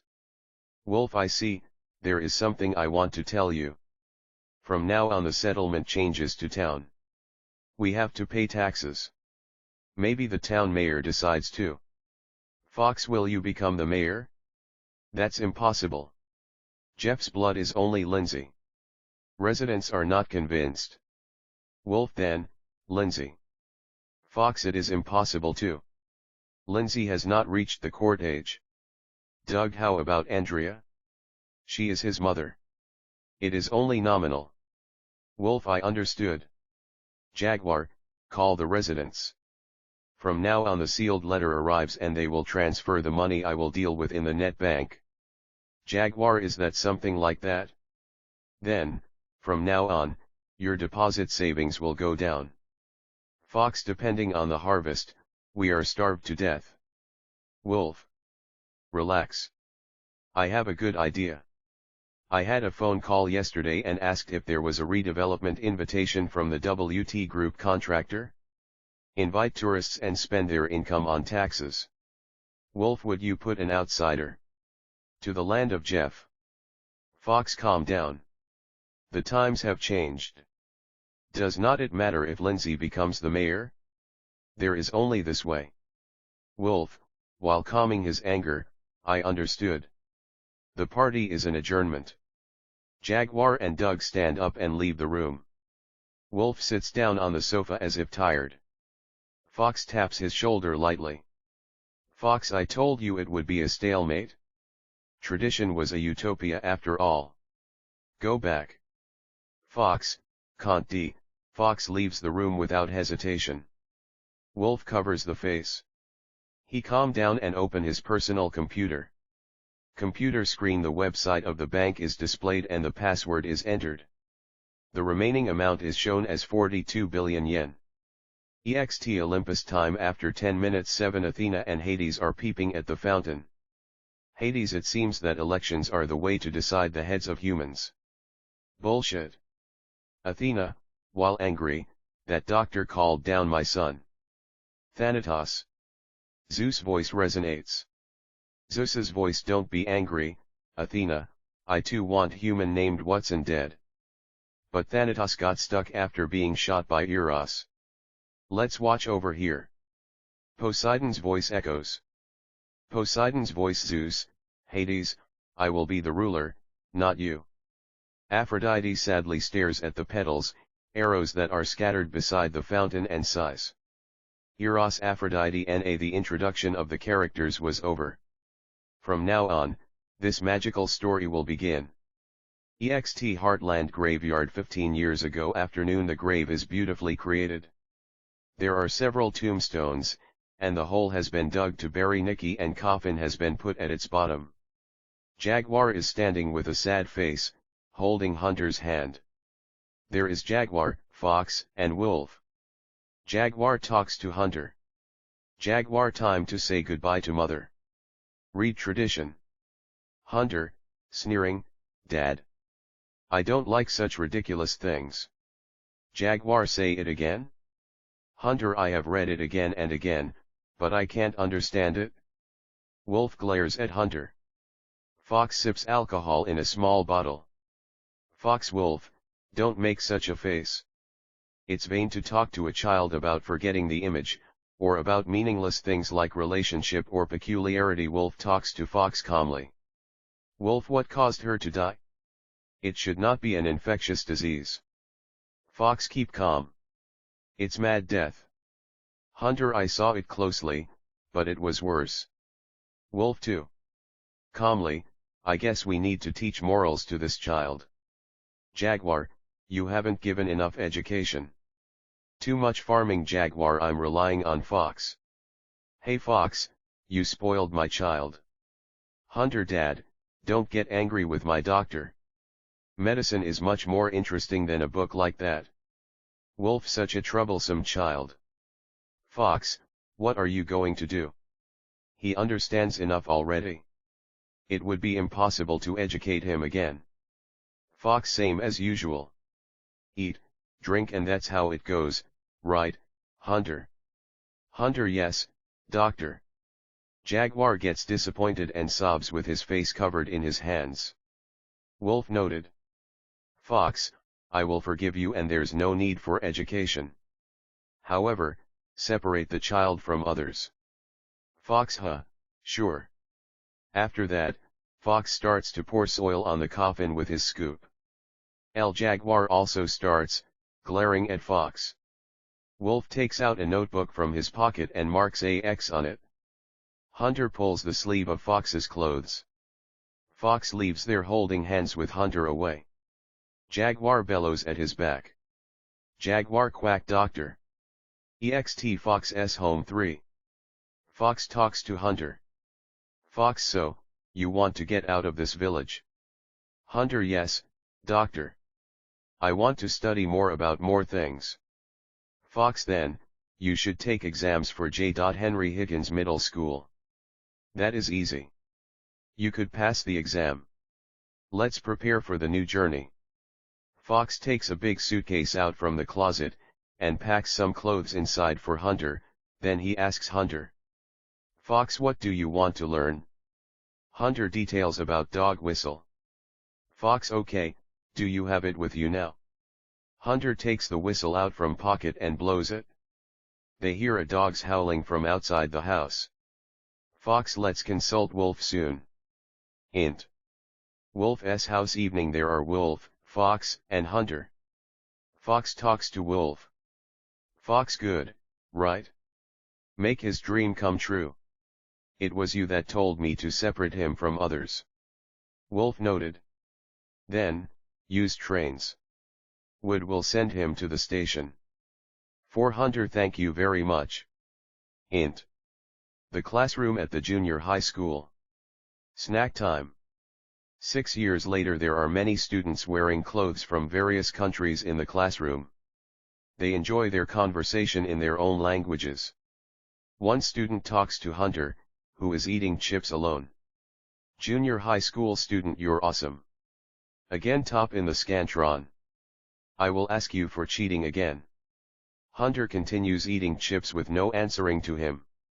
A group of students with normal clothes provokes Hunter.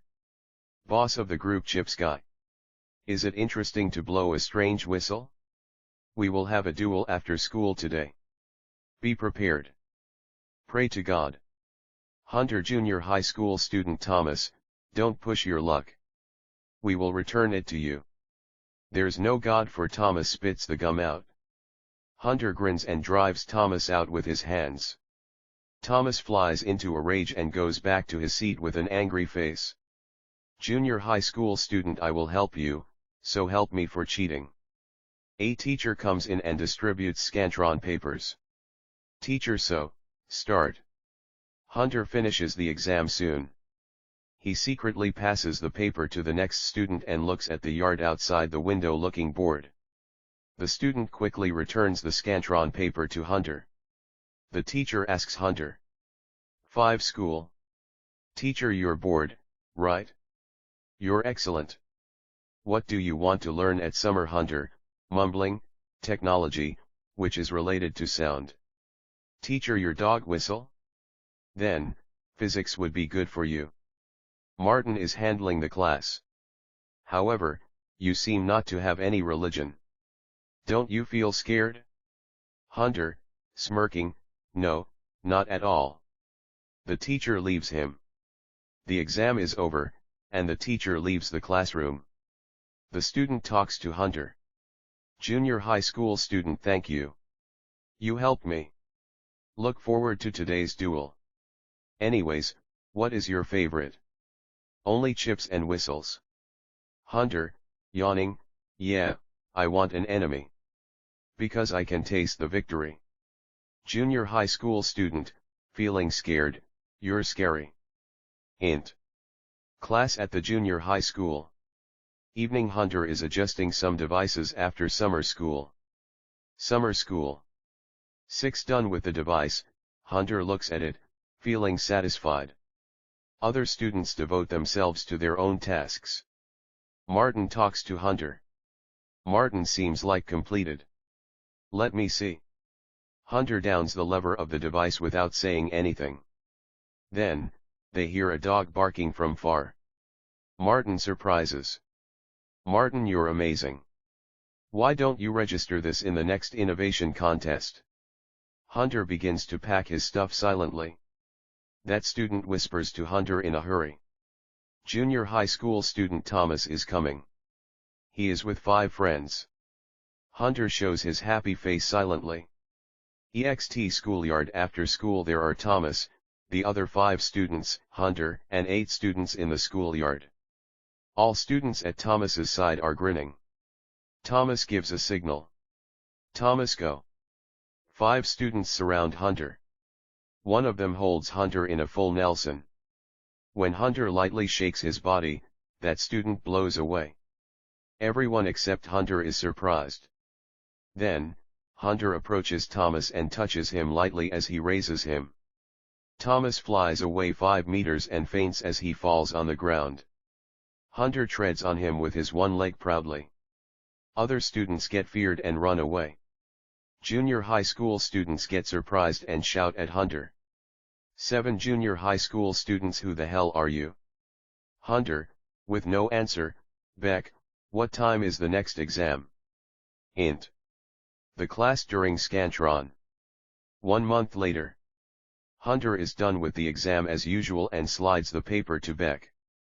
Beck fills the paper in a hurry. Hunter stands up and shouts with a sad face. Hunter, teacher, Beck is cheating on me. The teacher approaches Beck with an angry face and takes the papers away from Beck and Hunter silently to compare the papers. Teacher Beck. Call your parents tomorrow. You go out to the schoolyard. Beck turns a surprised look at Hunter and the teacher. Teacher, are you deaf? Get out now. Beck runs away out of the class. Hunter has a sad look but smiles in a moment. EXT Olympus. Athene and Hades are looking at the fountain. Athene gets crazily mad and throws her spear to Hunter, who is reflected on the water. Athene, ah, he is not my son anymore. Has Thanatos come to his senses? Thanatos. 8 Hades, don't be so mad. Even if you say that he lost his morals, he is your son. He got a victory on human beings. Athene, being calm, noted. Let's continue this. How is your avatar? Hades, soon. Zeus, be prepared. Zeus's voice is howling. Zeus's voice, it would be a vain challenge, but I will take it. Hades, let's start. Poseidon's voice, also Poseidon's voice, it finally starts. Victory is mine. Hades and Athene stare at the fountain. EXT inside Mayor's office at the library. Night. Fox holds tradition quickly. Andrea witnesses it. Andrea, Mr. Fox. Fox looks back at Andrea's voice but goes out of the room soon. 9 EXT inside the Mayor's office at the living room. There are Andrea, Raphael, Mary, and Wolf. Andrea holds Raphael with her happy face. Andrea, welcome back. Oh, who is that girl? Raphael, mom, let me introduce her. She's my fiancée. Please call her Mary. Mary, nice to meet you, Mrs. Cardona. I graduated from the Faculty of Law in the same university as Raphael, and now I work as a lawyer. Andrea, wow, great. Wolf goes out of the living room after gazing at 3 people. Andrea, till when are you going to stay here? Raphael, Mom, I'll be gone soon. How is the election? Andrea, sure, I'm just a proxy. Let's eat something. Andrea takes chicken and potatoes out from the fridge and boils the water to drink tea. Raphael, sorry, Mary. We only have this kind of food. It's our town's restriction. Mary, it's okay. The three chat at the table. 10 EXT inside the mayor's office at the library. Wolf notices that tradition is gone. EXT inside the mayor's office at the living room. Raphael and Mary are gone. EXT an undeveloped area at Jaguar's house. There are Jaguar and Hunter. Hunter announces that he's back home. Jaguar is reading the newspaper novel of Lindsay from Daily Citizen. Hunter, I'm home, Dad. Jaguar, aha.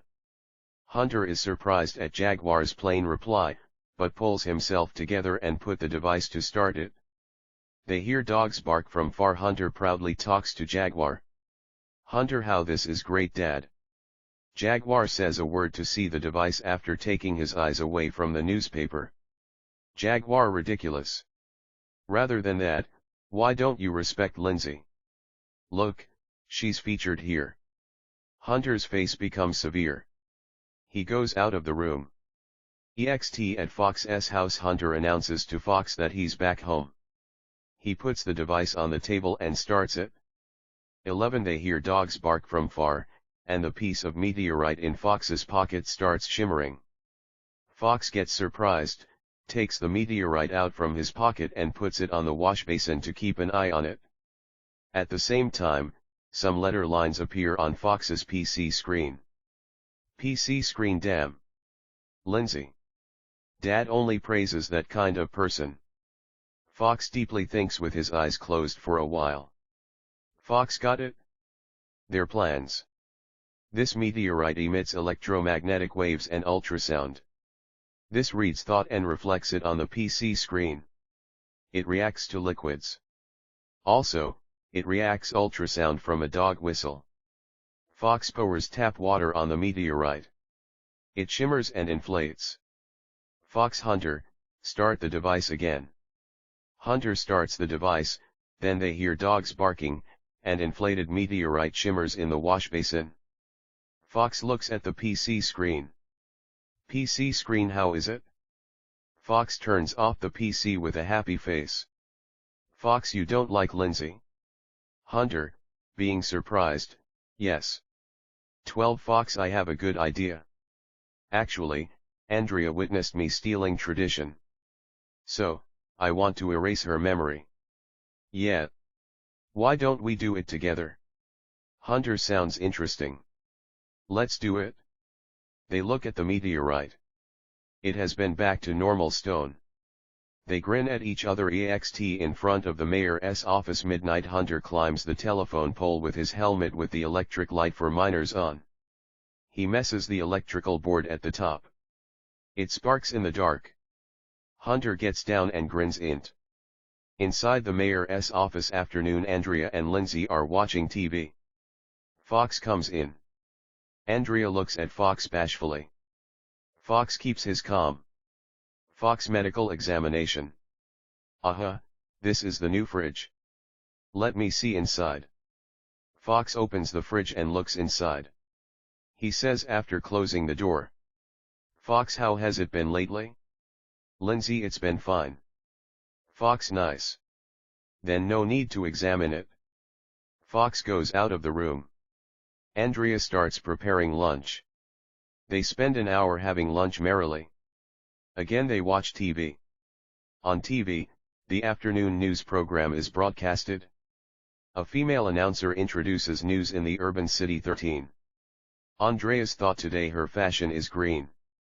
Doesn't look good on her. EXT Heartland Night newspaper delivery distributes evening publication. Hunter talks to him. Hunter, hey, I will deliver it from now on. Newspaper delivery, oh, it helps me a lot. I can concentrate on tradition. Fox starts delivering evening publication. The mayor's office at Andrea's room. Morning. Andrea opens the morning publication. On that, there is no Lindsay's novel, but an advertisement of soap instead. Newspaper advertisement green that cleans today's dirt. List price, 3 cents. Andrea skeptically looks at it but stops reading it. Andreas thought it's just a coincidence. Hint. The mayor's office. Andrea watches TV alone. On TV, some drama is broadcasted. One of the characters wears green. Andrea skeptically turns off the TV. Andreas thought I might be thinking too much. EXT inside the mayor's office night there are Wolf, Fox, Andrea, and Jaguar. Wolf presses questions to Fox. 14 Wolf what? You register Doug. Fox what's wrong? Don't complain anymore. Already registered in the election. Wolf isn't Andrea satisfying? Fox unfortunately, I don't believe tradition. I might not live for so long. I don't want to be bothered by tradition from now on. Doug as well. Yesterday we had a conversation, Wolf noted. Anyways, Andrea will win. Right, Andrea. Andrea, I can't handle the election campaign. Wolf, don't worry. Every citizen believes in tradition. Fox, I doubt it. The younger generation is more about entertainment. Wolf noted. Let's have a break. Andrea, what should I do? Wolf, don't worry. Behave as usual. Andrea, good. Fox goes out of the room. 15 int. The mayor's office. At Andrea's room night. 5 years later, Andrea and Lindsay watch TV. Lindsay is zapping on TV with a remote controller. Comedy and movies from overseas show up. Andrea is much different from 5 years ago and stares at the TV with hollow eyes like a robot. Lindsay talks to her. Lindsay, shall we sleep now? Andrea, no, more zipping, please. Programs keep changing. Andreas thought green, Pakun, foreigners, foreigners. Lindsay, I will go and sleep now. Lindsay goes into the bedroom and starts writing at the desk. Hint. Lindsay's bedroom. There are desk and bed in the room. Incomplete manuscripts are on the desk. Lindsay's thought mom is strange. As is often said, it might be spotted senility. She's into newspaper and TV today as well, but she forgets everything. Lindsay's thought foreigners, one will. Lindsay startles and looks around. There's nobody, and no sound but TV. Lindsay rethinks and writes a manuscript. Manuscript Part 5. What happens every day. Chapter 3:16. 5, 3, 1 will. Lindsay again looks around and gets scared, then goes back to Andrea's room. Hint. Andrea's room. Andrea is laughing at the newspaper. Andreas thought I got it. Next is the TV. As you say. You say such a funny thing. Lindsay surprises at how Andrea is and takes the handset. Handset's voice. Raphael, come as soon as you can. Mom is strange. Handset's voice. What happened? Handset's voice. Come now anyways. Handset's voice. Okay, I will come soon. Lindsay stares at Andrea in a panic. Andrea grins and keeps zapping. Andreas thought yes, green is the king. Green. I got it. Andrea. Lindsay, call Raphael. Lindsay, fearfully, already called him. Raphael comes into the room. 17 Raphael. What happened, Lindsay? Lindsay, mom is strange. She told me to call you. Andrea. Raphael, call Mary. Raphael noted, but do you have something to ask for Mary? Andrea. Call her anyways. Raphael notices that Andrea is strange, but takes the handset nearby. Hint. The mayor's office. At the separated cottage. Mary answers the phone. Mary. Okay. Hint. Andrea's room. Mary comes into the room. Andrea. Take a shower. Mary. Not possible now. Andrea. Do it anyway. Mary skeptically looks at Raphael. Raphael pulls Mary's arm and whispers to her ears. Raphael, I'm sorry, but please. 18 Mary goes to the shower room. Raphael whispers to Lindsay. Raphael, what is this? Lindsay, I can't understand either. Raphael and Lindsay discuss at the corner of the room. Int. Shower room. Mary takes shower. She looks away. Andrea is staring at her like a robot. Mary startles and closes the curtain. Int. Andrea's room. Andrea tells Raphael. Andrea, stay here together with Mary from today. Raphael, why so suddenly? Andrea, follow what I say. Mary. Raphael, Mom.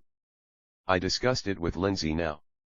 I'm fine alone, but it's impossible for Andrea, after closing her eyes for a while, noted. I will sleep, so you sleep too. Andrea goes out of the room and enters the bedroom. Mary talks Raphael. Mary, good. Your mother is a little strange. 19 Raphael, I heard from Lindsay, but it might be spotted senility. Mary, is there any doctor here? Raphael, yes, there is. Mary, take her to see the doctor soon. Mary answers with a cold attitude and goes to the separated cottage from the mayor. Int. Room in Fox's house. Hunter grins at PC. Fox comes in. Fox, how is it? Hunter, doctor. I saw Lindsay and Raphael. Fox, what? Don't do anything to Lindsay. Hunter, being displeased, okay.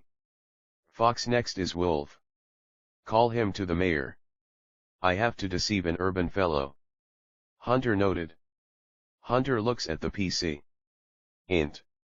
The mayor's office at the cafe. Raphael thinks something, sleeping on the long sofa. 20 Raphael's thought, what should I do? Should I take Mom and go back to the city? But Lindsay, anyways, I need to take her to see the doctor. Hunter's voice. Raphael, there's a black mole on your wife's back.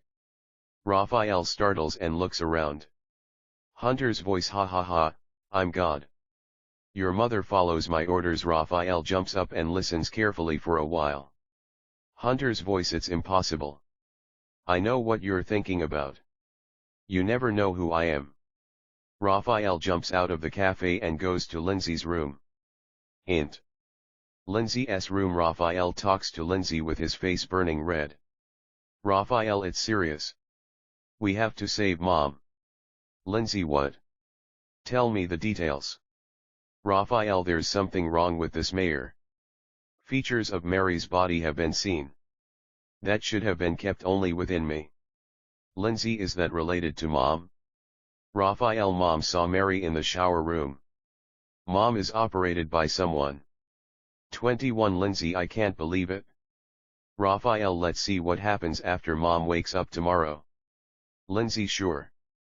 There won't be anything.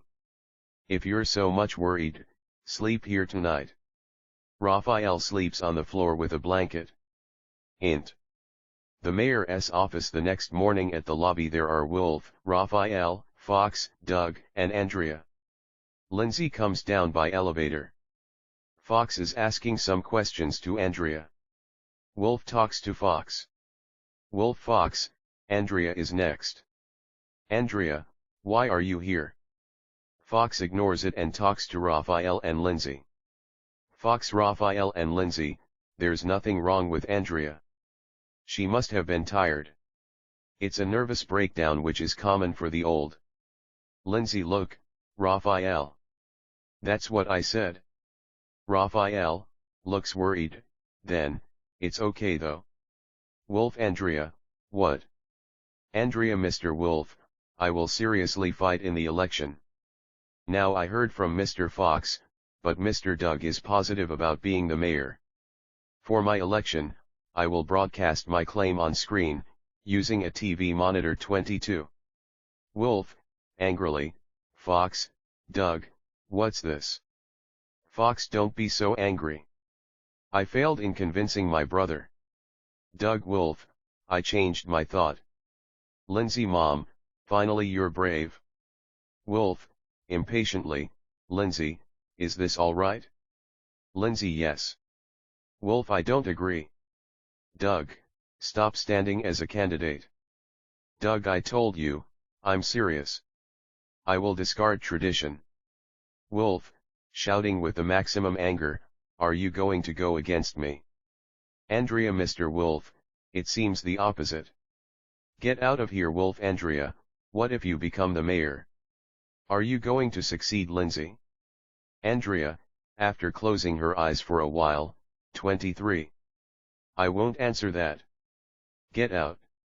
Wolf, back to himself, got it? If Lindsay agrees, you will be able to secure tradition, right? Andrea, again closing her eyes, yes. Wolf feels relieved and goes out of the room. Raphael tells Andrea. Raphael, Mom, I'll be back in the city. Andrea, with her eyes closed, you stay here and help me in the election. Raphael, how long is the election period? Andrea, about 2 weeks. Raphael, then it's fine. Noted. Everyone leaves? Ext Olympus. Athene gets angry, seeing the fountain. Athene, annoying human beings. How come they make my son sexually aware and they become jealous? Okay, the war of 3 gods will begin from now. Aphrodite, you won't win. Aphrodite silently separates flower petals.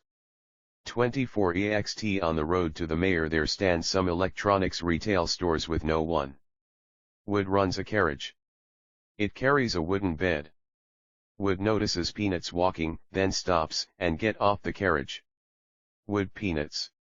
You are alive. Peanuts stays and says a word. Peanuts, I'm hungry. Wood gets surprised, but holds up Peanuts happily and lets him ride on the carriage. On the carriage, Peanuts hungrily eats pastries from Wood. Again the carriage starts. On the way, Wood finds Edgar. Edgar jumps onto the carriage. Wood gets scared. Edgar, you met me before. Take me together. Wood, fearfully, brother, weren't you dead? Forgive me.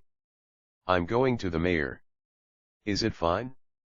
Edgar grins without saying anything. He finds Peanuts. Edgar, hey, hear us. Peanuts, surprised, but happily, Hades. Wood gets confused but hits the whip to the horse. Int. The mayor's office. 25. Fox, quickly see Lindsay. Lindsay, doctor, thank you as always. Take a rest here, if you like. Fox, no, I'm already a conflict candidate. No need to stay here long. Fox goes out of the mayor to go home. Ext in front of the mayor's office. Wood's carriage arrives there. Edgar jumps off. He faces Fox. Fox, surprised, Edgar. You are alive. Edgar, with a fearless smile, you are the one who stole it. Fox gets surprised and runs away. Int. The mayor's office. There are Raphael, Lindsay, Andrea, Wood, Peanuts, and Edgar. Andrea watches television PC. Lindsay startles and talks to Edgar. Lindsay, doctor, where have you been for these 10 years? Edgar ignores it and talks to Raphael. Edgar, brother, battle. Raphael, confused, who are you? Lindsay, 26. Raphael, you left here when you're small, so you don't know, but he was my tutor. Peanuts gets bored and sings Davy Crockett's song. Andrea passionately talks to Raphael and Lindsay as she changed her personality. Andrea, help me. TV and newspaper. Peanuts stops singing. Andrea is back to normal. Raphael and Lindsay look at each other, being surprised. Lindsay, what do you think? Is it senility? Raphael, no, there must be something wrong here. Lindsay, really, I don't think so. Then, what are we going to do? Raphael, Lindsay, I don't know why, but I want to make this clear. Lindsay, well, you should do whatever you like. Would Mr. Raphael, long time no see. I brought the bed you ordered. Could you help me? Edgar, I will. Wood, fearfully, noted. Wood and Edgar go outside. Ext in front of the mayor's office. 27. Wood and Edgar try to unload the bed from the carriage. Edgar lifts the bed with no effort. Wood looks at it fearfully. Wood, Edgar, you would forgive me now. Edgar, well, obey my order from now on. Wood, got it? Hint. The mayor's office. Wood takes Peanut's arm. Wood, don't run away anymore. We'll go and see a doctor. Peanuts doesn't resist and gets out with the mayor together with Wood. Edgar talks to Raphael. Raphael gets surprised by his strength. Edgar, what should we do with this? Raphael, please put it there. I will stay here overnight. Edgar puts the bed. Hint. The room of Fox's house. Fox comes back. Hunter skeptically plays with PC, eating chips. Hunter, how was it? Doctor, you are out of breath. Fox, sipping the whiskey from a small bottle, I found one more person I have to silence. 28 Hunter. Edgar, right? Fox, why do you know? Hunter, look at this. Fox sees the screen of Hunter's PC. PC screen totally black. Hunter, is this dead? Fox, I don't know either. Well, okay. If we can't see the thought, it's useless. I'm interested in it as a study material. How is Wolf? Hunter, perfect. A group of meteorites has been set. We can read their thought. Fox, good. Do it now. I want his password for internet banking. Hunter grins and faces PC with chips. Wolf's house. Wolf is silently reading Tradition with a wooden cover. Hunter's voice is howling. Hunter's voice, password, password. Wolf startles and looks around. Hunter's voice, Wolf, Wolf, password, password. Wolf calmly closes Tradition and smokes a cigarette. 29 The room of Fox's house. Hunter's PC screen shows a mess. Hunter, doctor, what shall we do? Fox, just because he smoked. Never thought. Go on. Hunter continues. Then a rose shows up on the PC screen. Hunter gets angry. Hunter, such an idiot. Fox, don't be angry. He is the expert of Tradition. He can control his thought as he likes. Go on. They hear the sound of the carriages brake. Fox and Hunter stops the attack to Wolf and turns off the PC. Wood and Peanuts come in. Peanuts gets angry to see Hunter and try to shoot the arrow on his back. Hunter says as he sweeps with his hand, Hunter, doctors, this kid. When he sings, the effect gets less. Peanuts hates his arrow to be swept and runs out. Wood follows him. Fox says. Fox, I have an idea. Let's utilize Wood to catch the kid. Can we read him? Hunter, okay. 30 Hunter faces the PC. The mayor's office. Raphael presses the remote controller to stop Andrea from watching PC television. PC television doesn't turn off. Raphael tries again and again, but finally, he pulls out the plug. It finally turns off. Andrea shouts. Andrea, what the hell are you doing? Raphael, mom, calm down. Lindsay, now I know. It is the plug. Lindsay, what do you mean? Raphael, I will answer later. Anyways, let's move mom to the separate cottage, where Mary is, to let mom go. I will solve the mystery. Lindsay cannot understand what Raphael says but moves to his own room by elevator. Raphael holds down Andrea. Andrea, stop it. I will watch TV here. Raphael, well, yes, mom. Noted. I will obey you because this is your only favorite.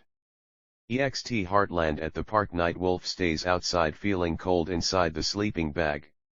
Hunter's voice, Wolf, Wolf, remember the password. Password, password. 31 Wolf is tired and makes his face. Hunter's voice, password, password, savings, savings. Peanuts appears. Peanuts, uncle, I'm hungry.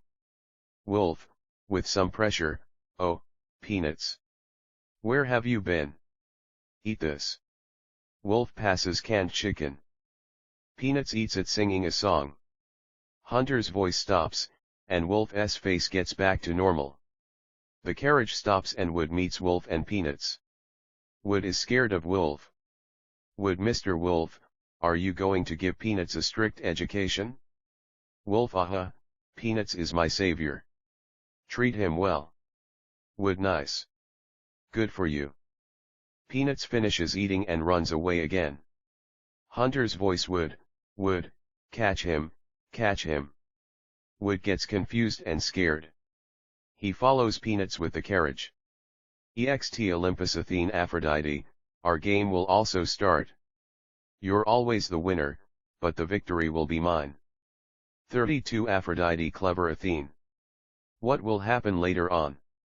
Athene, I can't predict the three gods' movements. However, I will be the winner.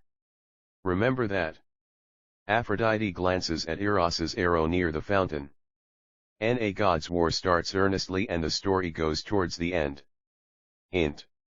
The mayor's office, noon. A few days later, the room is totally dark due to the curtains that block the sunlight. Every plug is destroyed and the copper line is uncovered. Andrea never cares about it and watches PC television that is connected to the only plug which Raphael didn't destroy. Raphael and Edgar are having lunch at the table.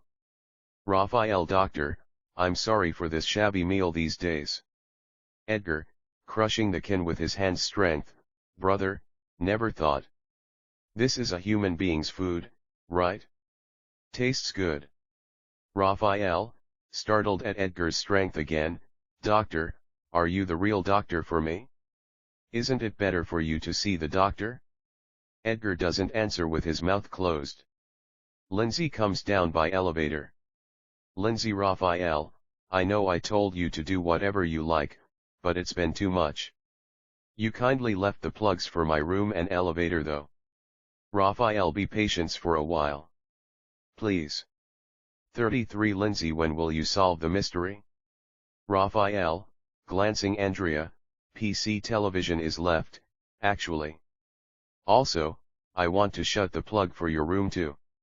It must be impossible to write with only lantern lights, so would you move to the separate cottage? Lindsay, after thinking for a while, got it? I believe you. I will do that. Lindsay moves to the separate cottage. Raphael soon blows the breaker to cut the plug for Lindsay's room. Edgar, brother, it is likely for me to be the winner. Darkness is my world. Feels good. Raphael ignores him and continues eating lunch.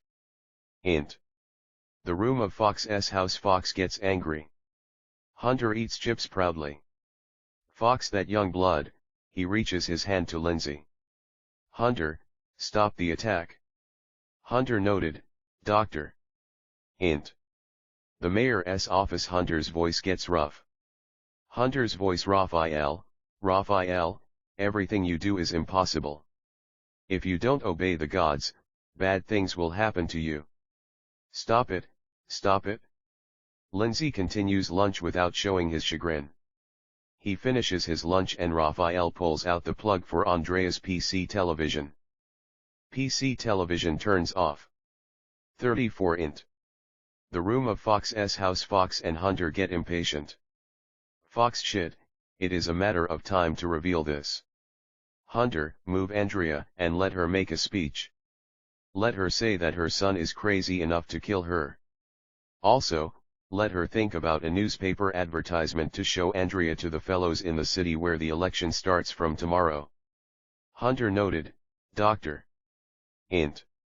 Jaguar's room, undeveloped area. There is Wolf. Wolf, sorry. I finally don't hear the strange voice here. Jaguar, whose voice is it? Watson, I don't know. Hunter comes and shouts. Hunter, dad, today's newspaper.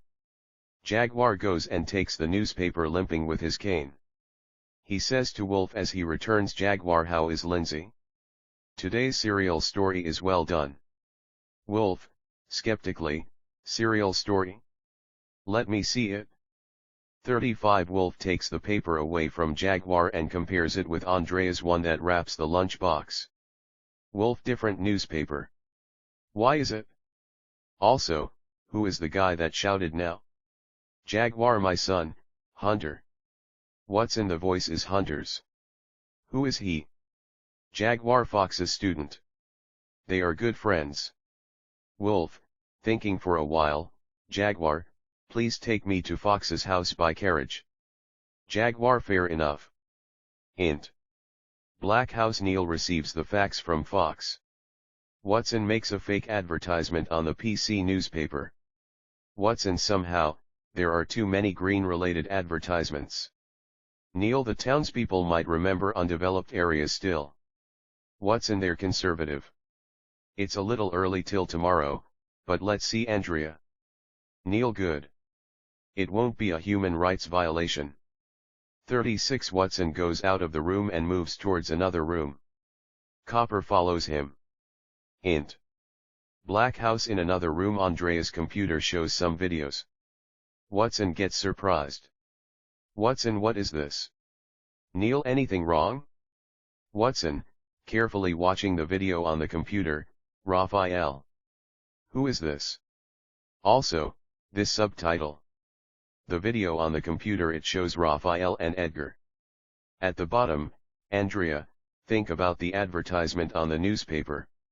Andrea Watson, swallowing tightly, oh my. Someone has invaded. Neil, calm down. Tell me the details. Watson, Mr. Neil, someone is abusing this. Neil, who? Watson, today is Andrea's speech, so all town people are gathering at the theater. I will see everyone. Neil, okay, find the criminal. 37 Watson faces the PC. Int. The mayor's office. Andrea again plugs in for the PC television, stealing Raphael's eyes, and shouts at it. Andrea, everyone, help me.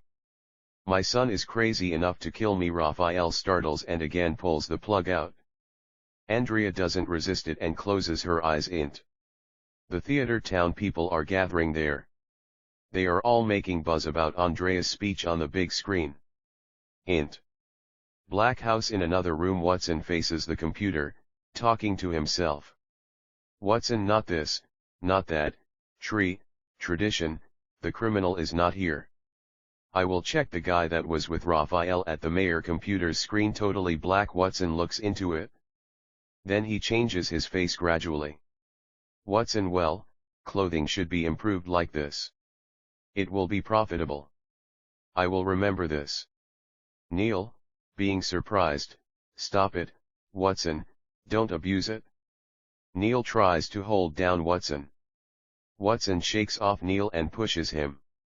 Neil stands again and fills the bullets in the gun. Neil, 38. Watson, it's a shame to shoot a great scientist like you, but I will shoot the one who resists God. Amen. Neil points the gun to Watson. The moment he triggers, Peanut suddenly appears from the window and shoots an arrow at Watson. The arrow hits Watson and Peanuts happily leaves the place. Watson comes to his sense and looks at Neil. Watson, Mr. Neil. Are you going to shoot me? Neil, being surprised, Watson, what are you doing now? Watson, nothing. When I was staring at the computer, my memory disappeared for a moment. Neil, feeling relieved, okay, got it? Neil puts the gun away. He calmly says to Watson. Neil, think well, Watson. It is only Fox who knows about this plan. He must be the one. Find him. Watson, playing with the computer, TV, newspaper, what is it? Stop it. Neil, what happened? Watson, Raphael is trying to break the plug of the fridge. If this gets broken, the electronic control for meteorite inflation will stop and it will inflate. Int. The mayor's office. Raphael breaks the plug of the fridge. 39 Hunter's voice. Raphael, it's in vain. If you don't stop, something bad will happen to you. Raphael's thought, it's not working. What else should I do? Int. The room of Fox's house. Hunter reports to Fox. Fox, ha ha ha, the meteorite is as it is. He's not aware of it yet. Hunter, maximize the device and make Raphael puppet like Andrea. Hunter, raising the lever of the device, this is the mercy strike. Raphael. PC screen, it emits huge light.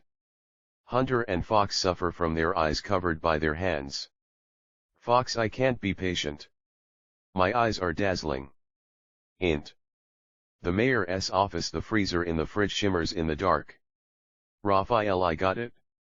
Doctor. Please lend me your hand to discard the fridge. Raphael grabs the fridge. He raises the fridge by himself. Raphael gets surprised by his own strength. He discards the fridge outside anyways. EXT in front of the mayor's office, it starts raining very hard. The shimmering liquid flows out of the fridge. The carriage of Wood, with no expression on his face, stops suddenly. The horses get crazy. 40 Edgar jumps onto the carriage. The earth starts shaking. Edgar changes himself to Hades. The carriage follows the drop of the material. Poseidon's voice is howling. Poseidon's voice, I'm the winner. Hades on the carriage crosses his arms and closes his eyes. Int. Black House, Watson says to Neil on the shaking earth. Watson, let's evacuate to the theater regardless of the base. Neil, okay, let's go to the secret place through the underpass that Fox told us. The two get out of the Black House. EXT underpass, they make their way in the shaking earth. They find Peanuts soundly sleeping. Neil, that girl, right? Watson, she also has to evacuate. Neil holds up raging Peanuts and they proceed. Int. The mayor's office, Andrea gets back to normal. Andrea, Lindsay. Raphael, help me. Someone is ordering to my ears. Andrea only shouts it and faints. Raphael holds Andrea. 41 Lindsay, Raphael, how's mom? Raphael, she's fine. Just sleeping. Let's evacuate anyways. Raphael holds Andrea with his strong right arm and lifts Lindsay with a wheelchair with his other hand.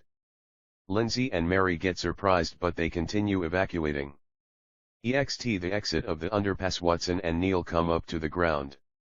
Neil holds raging Peanuts with his one arm. The drops from the fridge are flowing into the river. The drop that reacted with water keeps shimmering and maximizing. Watson shouts. Watson, thunder, fall. The cloud with rains over the head separates and the thunder falls in one line. It falls into the huge hole at the bottom of the river. Int. Wood's carriage, Hades, disappears and it becomes Edgar's dead body. Wood comes to his senses. EXT the exit of the underpass, maximized drops become gold in the huge hole. The river is covered with gold. The sky clears as the sun shows up from the cloud. The gold shines more and more thanks to the sunlight. Watson and Neil feel relieved. EXT Olympus, Zeus is sitting on the king's seat. Hades and Poseidon bow down. Hades and Poseidon, at the same time, Zeus, who governs thunder and reason. We will obey you, the winner. 42 NA The battle between the three brothers is over. From now, the game of Athene and Aphrodite will come to end, involving us human beings. Int. The room of Fox's house. Fox's house survives the earthquake. Fox and Hunter get back to the original posture, rubbing their eyes. Fox seems like the strategy failed. Hunter, do you hate Lindsay that much? Hunter, yes. Fox, I have a good idea. You stole Lindsay's manuscript to show it to Jaguar, right? Hunter, being disappointed, yes. Fox, accuse Lindsay of copyright infringement.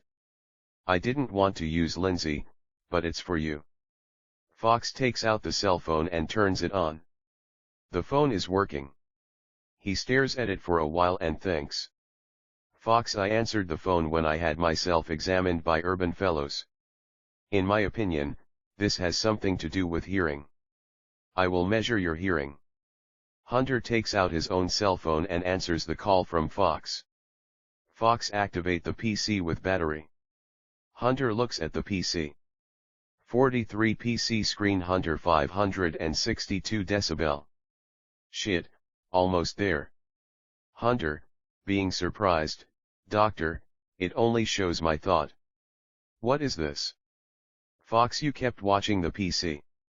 You are now under the meteorite's effect. That's why your thought is shown here. Hunter, oh my. Fox, good, the dog whistle device is working. You go to the theater. There is earthquake-resistant in-house power generation equipment over there. All the town people are evacuating. Accuse Lindsay there. I will give you the instruction to your ear. Hunter gets out of the house with weak steps. Int. The theater, there are all town people, Raphael, Lindsay, Mary, Hunter, and Wood. Andrea is sleeping. Hunter is exhausted. Lindsay is sitting in the wheelchair on the aisle.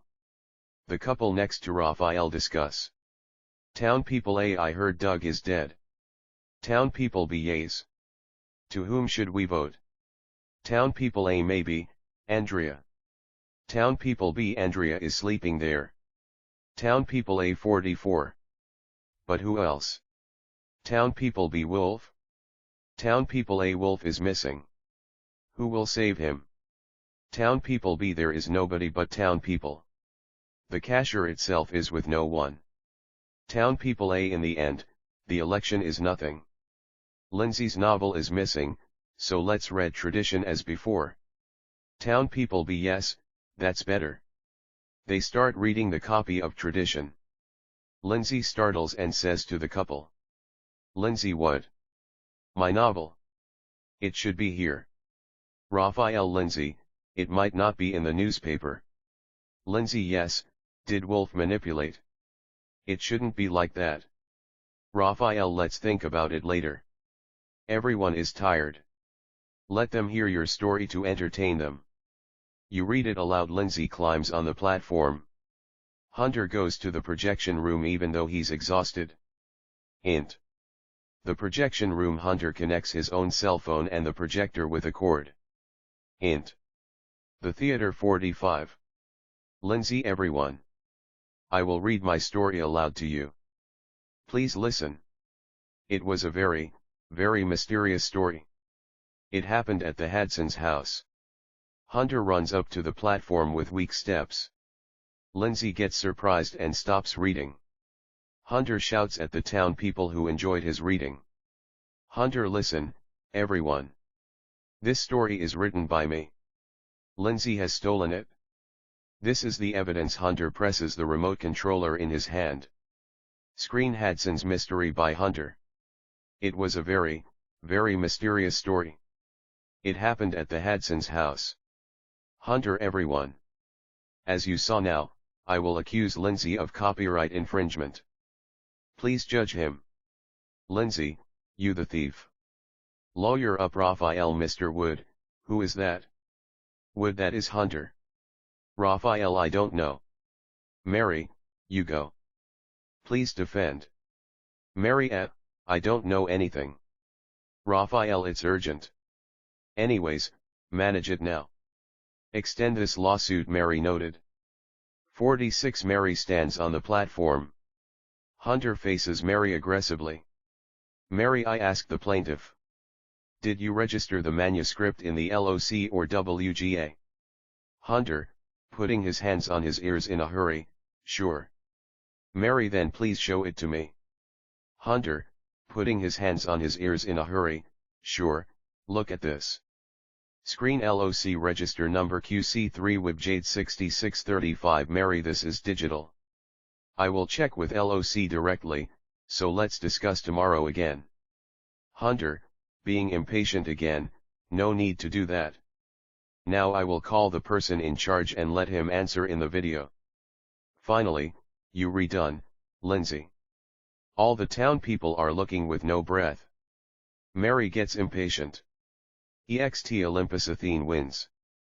Aphrodite shoots her chest with Eros's arrow. Aphrodite smiles with joy, and the part of Olympus gets covered with a bright shine. Athene gets scared and put the shield in front of herself. Zeus, Hades, and Poseidon also look at that direction. Int. The theater. Hunter startles to see Mary changes to Nikki. Nikki, in the rose-colored light with lots of motherhood, stop it, Hunter. 47. Hunter, mom. Hunter falls thereafter feeling Mickey's strong motherhood. Some town people get surprised and climb onto the platform, then care about Hunter. One of the town people shout. Town people see he's dead. Ext the river changes itself to gold and Jaguar's carriage runs on it. In the carriage, Wolf lies down. Jaguar Wolf, look. The river gets gold. No need for the boat now. Wolf, don't you see this? Wolf I'm not interested. Hurry to Fox's house. Jaguar hits the whip on the horses. Hint. The room of Fox's house. Fox turns off Hunter's dog whistle device, clucking his tongue. He starts preparing for the departure. Jaguar's carriage stops outside the house. Neil and Watson hide. Wolf comes in and looks at the device. Wolf well, Fox. What is this device? Where are you going? What happened to the kid, Hunter? Fox, grinning, Wolf, now you know everything. This the device with the dog whistle by Hunter. This helps us understand what human beings see, hear, and talk. Hunter is dead. 48 Wolf, where is tradition? Fox, that's on that table. Take it. I don't need it anymore. Wolf takes up the tradition happily. Fox, I will say one thing. Wolf, don't be possessed by the tradition anymore. The era is different now. Wake up. No more brainwashing. Wolf, after thinking for a while, I will go home. Wolf goes out of Fox's house. Ext outside Fox's house, Neil and Watson wait for Wolf to walk away. Watson, did you hear that? That device is working. Neil, what do you mean? Watson, if you melt meteorite into the screen of the cell phone and merge it with that device, it will be possible for the normal people to communicate with people with seeing, speaking, and hearing problems. Neil, is that true? Good, let's seize it. They again wait. Ext Olympus Aphrodite gets back to herself. 49 Athene, you're the winner of the game, Aphrodite. I never imagined that you would become me. I give up. Aphrodite, looking at the fountain, oh, the boy is still there. Come back. Aphrodite winks. Ext outside Fox's house, Eros happily gets out from Peanuts. Wood's carriage arrives. Peanuts runs to Wood. Wood gets off from the carriage and they hold each other. Peanuts, Dad, where have you been? Wood, Peanuts, will you forgive me? Oh my, oh my. Wolf stares at them for a while. Wood reports to Jaguar. Wood, boss, your son is dead.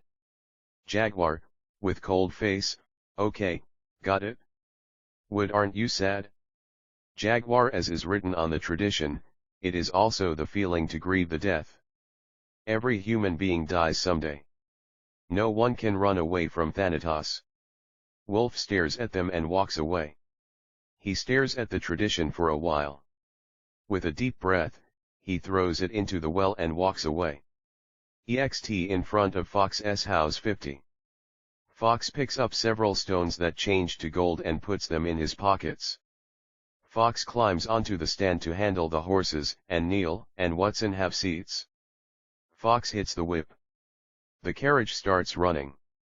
Ext on the way to the shipyard, Watson is interestingly playing with the dog whistle device inside the carriage. Neil talks to Fox. Neil, Fox, you did something you can't take back. If it's normal, you will be sentenced to death. Fox gets scared. Neil, I can shoot you here, but you kindly left this device, so I won't. Fox takes out the small bottle of whiskey and sips it. Neil, however, I won't let you become a doctor in the city. I will give you the license only within this area. If you don't accept it, I will arrest you. Decide before we reach that one tree with one eagle. Fox noted. I will accept it. Fox throws gold stones out from his pockets. Hint. The theater. Fox comes in. Wood becomes happy. Would that you, doctor? Please see him now. Fox, calmly, it's death from shock. I will write a death certificate. 51 EXT on the way to the grave Jaguar and Wood pass by in the carriage. Jaguar carries Hunter's dead body and Wood carries Edger's dead body. EXT the grave they start digging holes for the burial. Wood Hunter looks happy. He must have died happily. Jaguar ignores it and they finish the burial. Int. Heartland at Watson's room 20XX. Watson turns the last page of Patrick's manuscript. Manuscript postscript. Dear readers, thank you for reading this novel. This story is a work of fiction. I appear in the story with my real name, but this is fiction. Thank you for reading this. Watson closes the manuscript. His cell phone turns on and the letter of James shows up. The letter of James. Dad, thank you for making this movie. I feel like reading the tradition that appears in the story. What happened to it? Watson, I don't know, but James, as is written by Lindsay in the postscript, you should not read it. I don't want to make your mind confused. The letter of James noted. Thank you. His cell phone turns off and Watson goes out of the room and moves to his bedroom. Manuscript 52. The reason, The History of Heartland Village by Lindsay Jones.